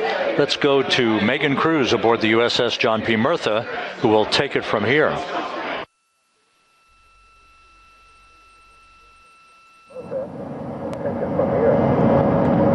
Hey, Rob. Yeah, back on the bow of the ship here, we are seeing the helicopters circling Orion. The first one there, having just completed picking up the first astronaut. Helo 2 now, hovering just 40 feet above the front porch, lowering a recovery specialist out of the helicopter. That person will touch down in the front porch just there.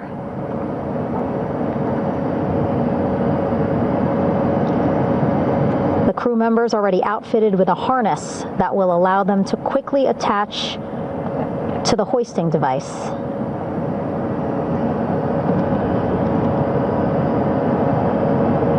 Look at the power of those blades throwing water out at the center there, the front porch, with now 3 astronauts and the recovery specialists. Again, crews already outfitted with a harness vest. And here we go. Second astronaut now off the front porch, getting hoisted into the second helicopter.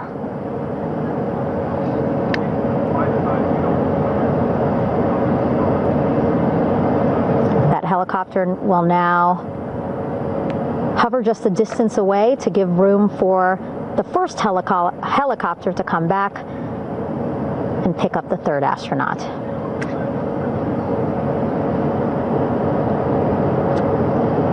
As we wait for that helicopter to come back, make its way back around, just want to mention that the President of the United States called our NASA administrator today while he was on the ship, just minutes after we interviewed him live on our coverage, and congratulated him and NASA on this history-making moment tonight.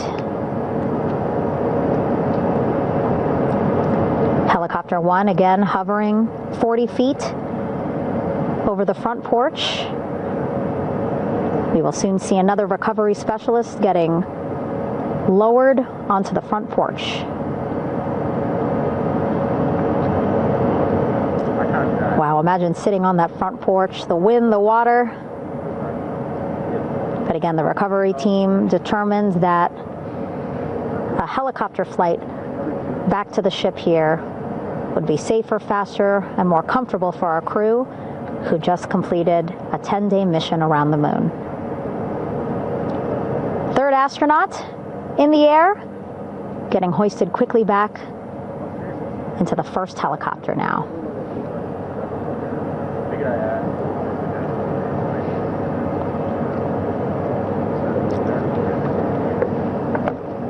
That first helicopter now on its way back to the ship here. We will soon see it land in just a few minutes.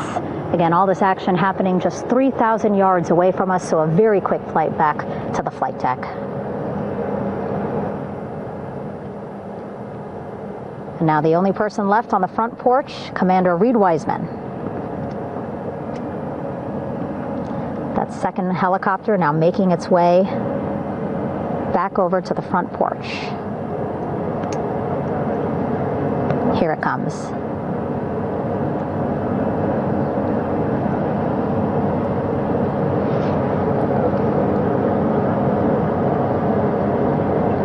Making its final approach here.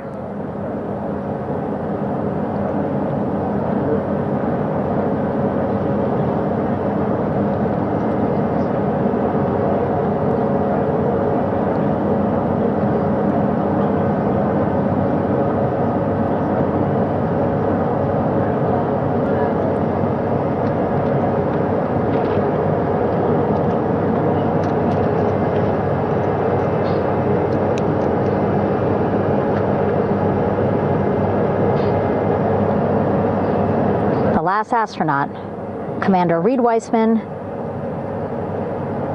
now off the front porch and almost into the second helicopter. Both now on their way back to the ship where we are, the USS John P. Murtha, just west of San Diego in the Pacific Ocean.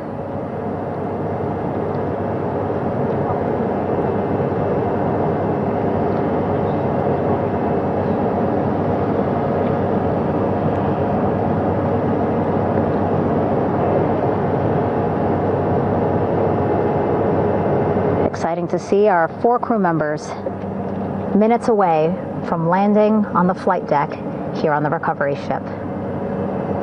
550 people on this ship, excited, ready, anxious, looking forward to welcoming this crew aboard.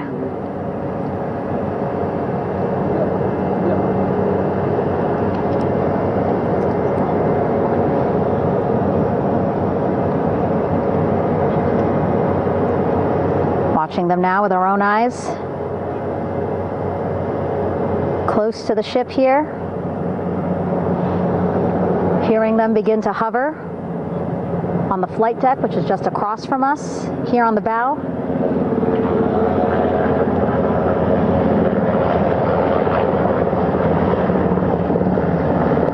The first helicopter coming in.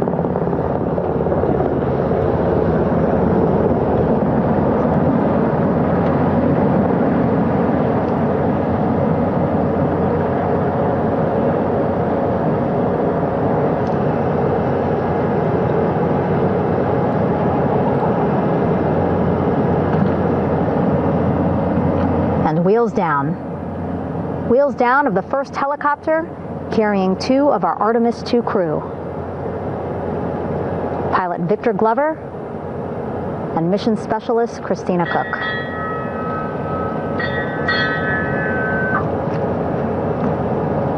Kilo 1 on deck reported on the recovery loop. Again, the mission audio loops that the recovery team are using here to communicate with one another. And an announcement just made on the ship, integrity incoming.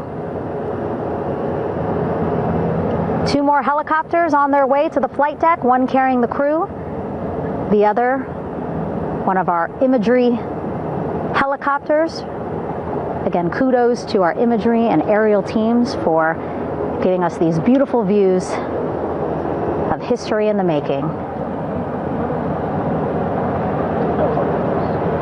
Set amid a gorgeous, soon-to-be sunset here in the Pacific Ocean.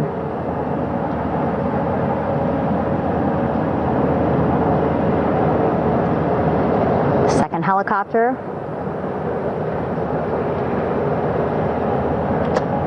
making its approach of the flight deck.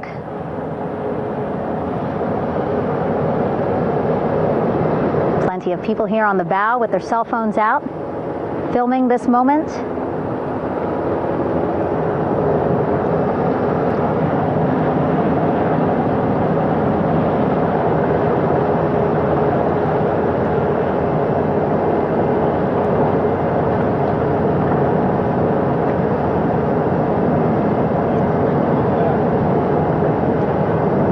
Impressive flying here by the Navy as we are seconds away from wheels down. And there you go. We now have all 4 Artemis II crew members on the USS John P. Murtha.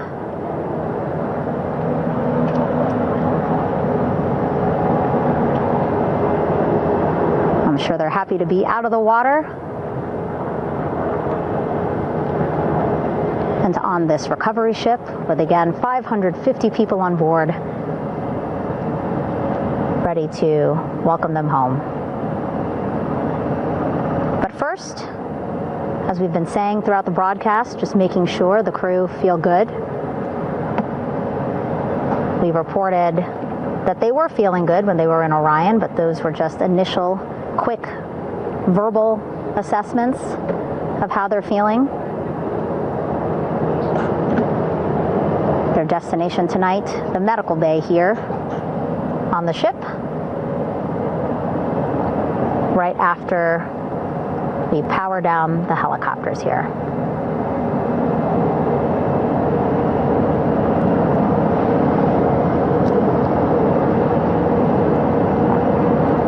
The team on the flight deck working quickly but methodically.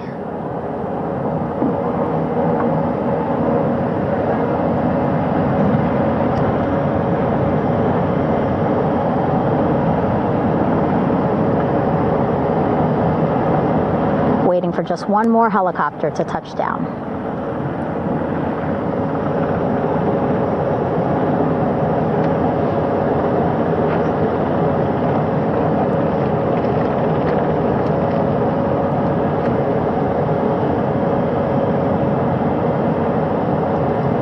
Very limited personnel here on the flight deck. Restricted maneuvering doctrine is in effect. As that third helicopter touches down.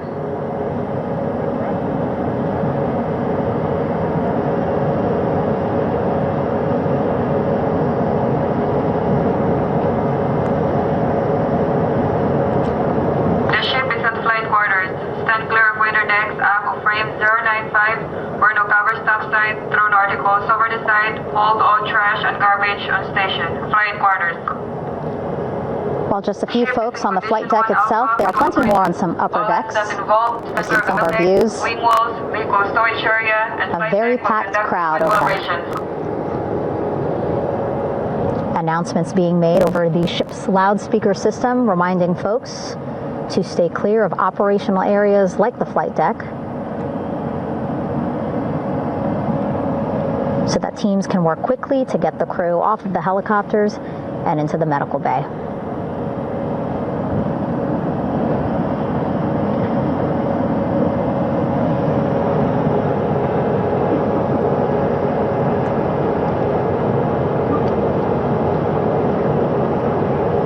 Splashdown today, 5:06 p.m. Pacific time. We are within 2 hours of that splashdown time, and already we have all 4 crew members on the flight deck of the USS John P. Murtha.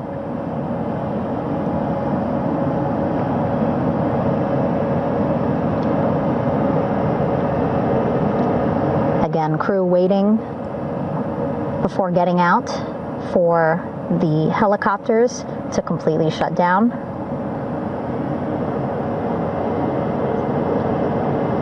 Safety, of course, very important to NASA and the U.S. military.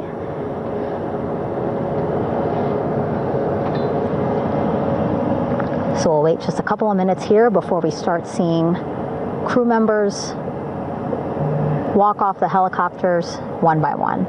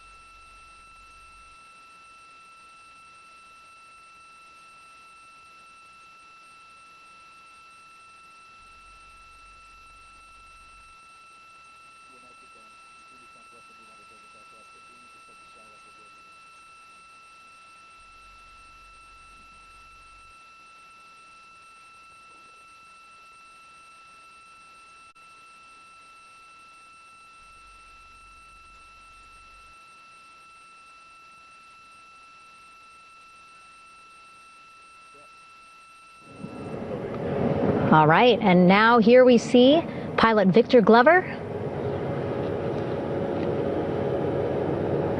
and mission specialist Christina Cook sitting on the edge of one of the helicopters, looking in great spirits. That familiar smile and laugh from Victor, I can see it from here. Christina, I'm sure, feeling the same way, just blocked a little bit by our camera here, but we'll see her here shortly. A photographer taking their pictures. Victor saluting folks on the flight deck. They look like they're in great spirits.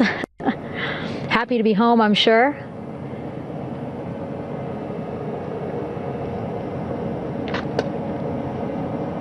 If you're sitting at home, I hope you too are wondering, what would you want to ask them if you got a chance to talk to them? Because that is what I'm thinking about.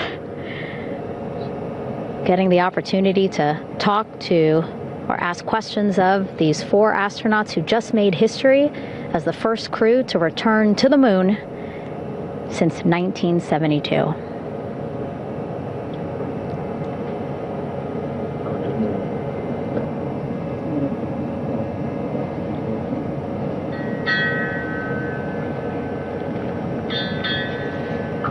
Oh, there we see Christina there, also smiling. Finally peering out, waving at the cameras. Hello to you too, Christina, yes. Welcome back. Welcome, welcome home. A loudspeaker announcement on the ship saying, "Welcome home, Integrity."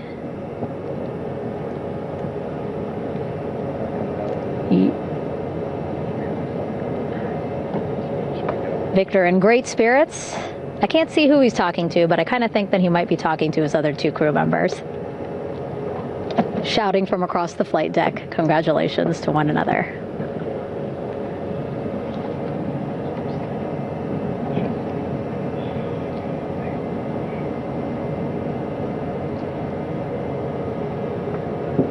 And so now we see some Navy personnel walking up to the helicopter. This is again the first helicopter carrying pilot Victor Glover and mission specialist Christina Cook. Both have taken off their helmets now.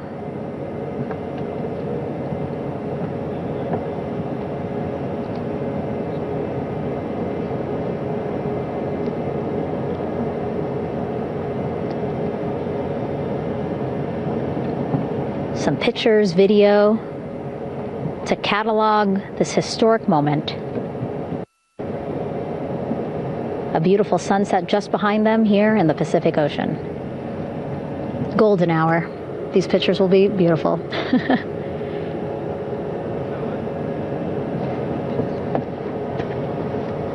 Now we see NASA Administrator Jared Isaacman. He is on the flight deck, as well as Flight Surgeon Rick Schuring walking over to Victor and Christina first. We saw the administrator walk over to the other helicopter, which is carrying Commander Reed Weissman and Mission Specialist Jeremy Hansen. We heard from Rick earlier in the broadcast. Again, he said he's going to be out there on the flight deck to do another initial assessment of the crew, ask them how they're feeling, anything bothering them. But again, from what I'm seeing, they look like they're in great spirits and feeling pretty good for folks who just traveled 695,000 miles from Florida to the moon and now here to the Pacific Ocean.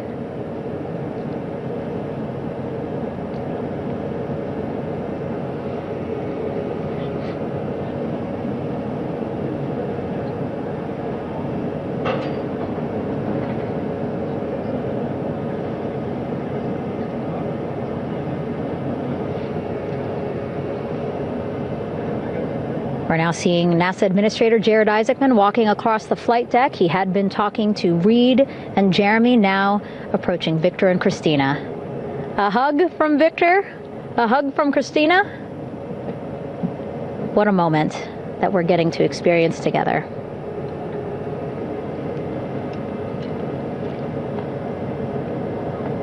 I'm sure congratulatory words. You know, we got to speak to the administrator live on this broadcast as well, and he said the kid in him right now, giddy, absolutely giddy at what we were able to accomplish today. Returning them home safely and in good spirits after a 10-day mission around the moon. And here we go. We're seeing Jeremy walking, waving across the flight deck, now on his way to the medical bay.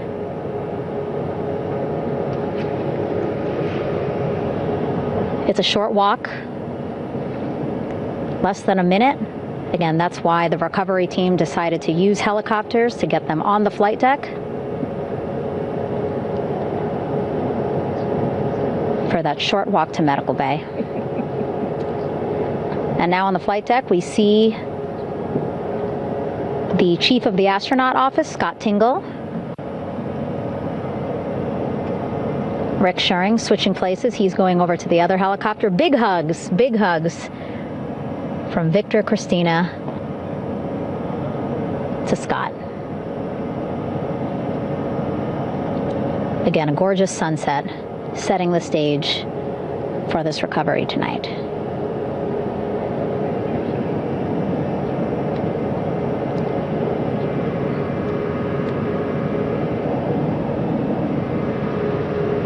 All right, and now here we are, Christina, making her way, looking thankful, grateful, happy to be home.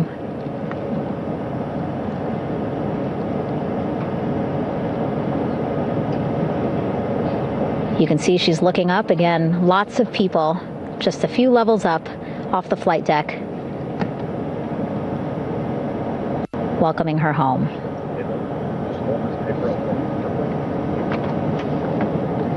Scott holding the door like a gentleman, but back on his way to the other crew still on the flight deck.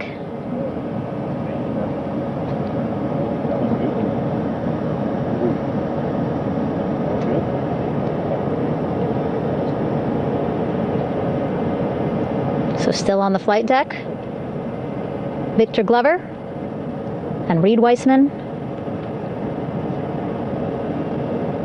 It looks like Victor will be the next one headed to medical bay. More hugs, more hugs. He's a hugger. Victor looking good as he walks across the flight deck. NASA Administrator applauding. Victor applauding. for all the folks on the ship with him who played a role in their safe return today.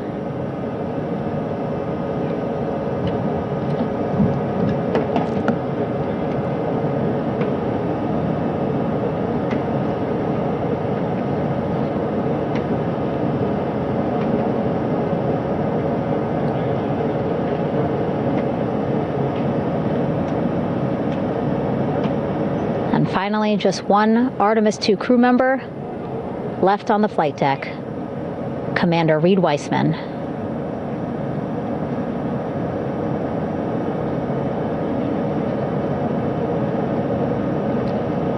Applause from the group there on the flight deck, I'm sure, as well as on the level just above them, packed with people. Reed looking good as he takes his steps towards the medical bay.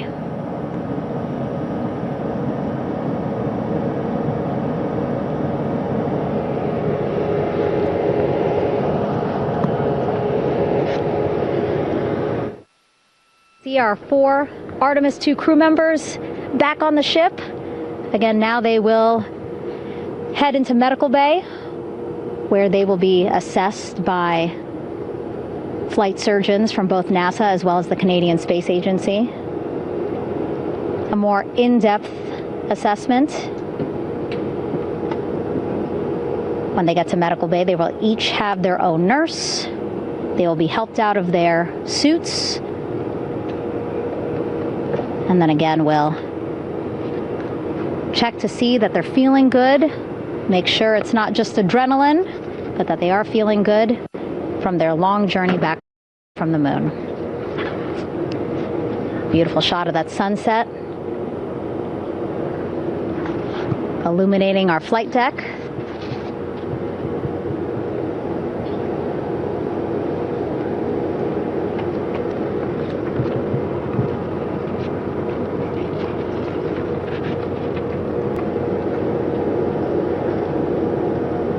All right, and now with our astronauts safely on board, I want to welcome on Artemis Recovery Director Lily Villarreal. Lily, I don't know how you must be feeling right now. Ecstatic, I'm relieved? so ecstatic, relieved. Of course, we still have to bring the capsule into the well deck of the ship, but this is a major milestone to have the crew here on the ship and in med bay. You know, our team has been preparing and working really hard, and I'm just so proud of them all. Everything went very well, just as planned. Our teammates in Houston, the flight control team was just amazing. We were able to have great conversations and communications about everything. And I don't know what else to say. I'm just so ecstatic. It's such a wonderful feeling to get to this point. Again, we still have to get the capsule, but this is huge for all of us in landing recovery. And I couldn't do this without my team, and of course the full support of the U.S. military. There's going to be lots of high fives when we get the capsule back in, and I'm so happy that the crew's doing well, Ryan's doing well, and thank you for for everybody watching. Yeah, it was great to watch the crew come back to the ship with you. How were you feeling when you were seeing them looking so happy to be home and feeling really good? The funny thing is that we had video of them from inside the Orion vehicle. They were like that from the beginning. When we opened the hatch, they were already out of their seats, having a good time, waiting for us to open the hatch.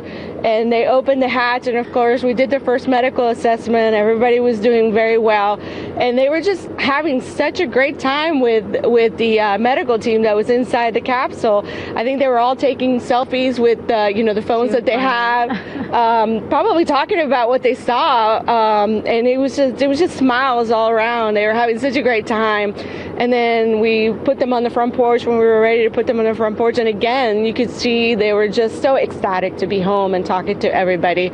So we were very happy to see all of that in the control room of the LFOC. How remarkable is that? Again, if we think about their journey, the 695,000-mile journey around the moon and back, coming back at 30 times faster than the speed of sound. I mean, how remarkable is that they are in such good spirits? I mean, this is an amazing crew. I think you guys have seen it for the past 10 days. They're wonderful people, and we're so happy that they brought us along on that ride.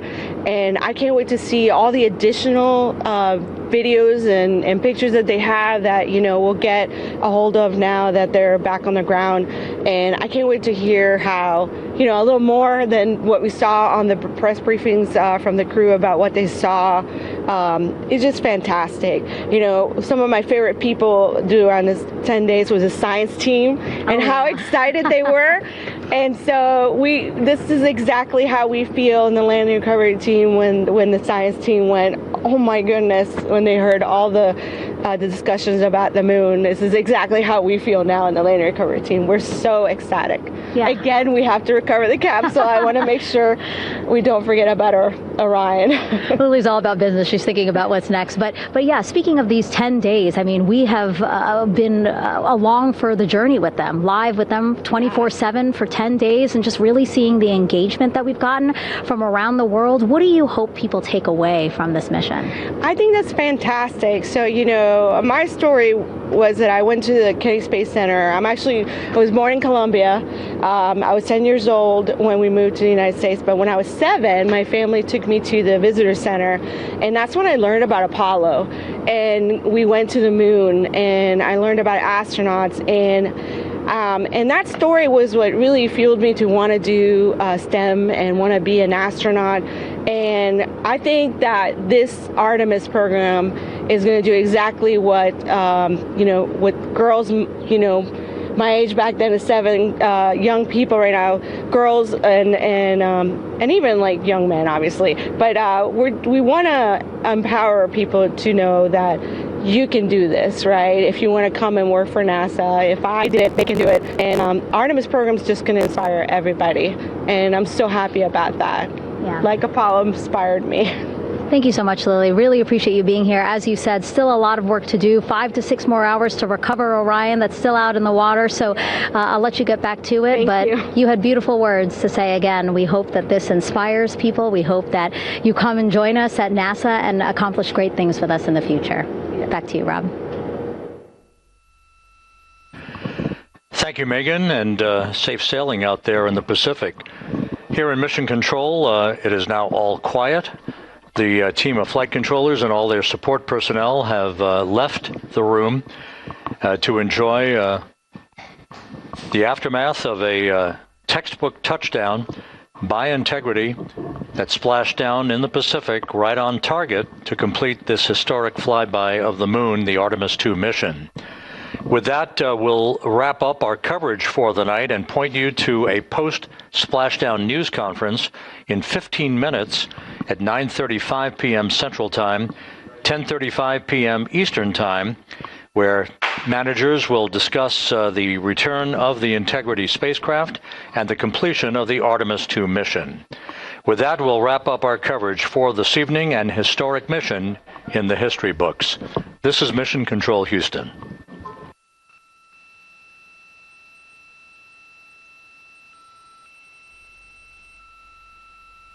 Main chute deploy.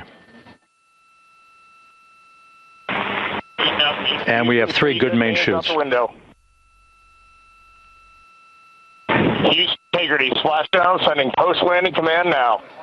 Splashdown confirmed. Copy splashdown, waiting on VLDR. Splashdown confirmed at 7:07 p.m. Central Time, 5:07 p.m. Pacific Time.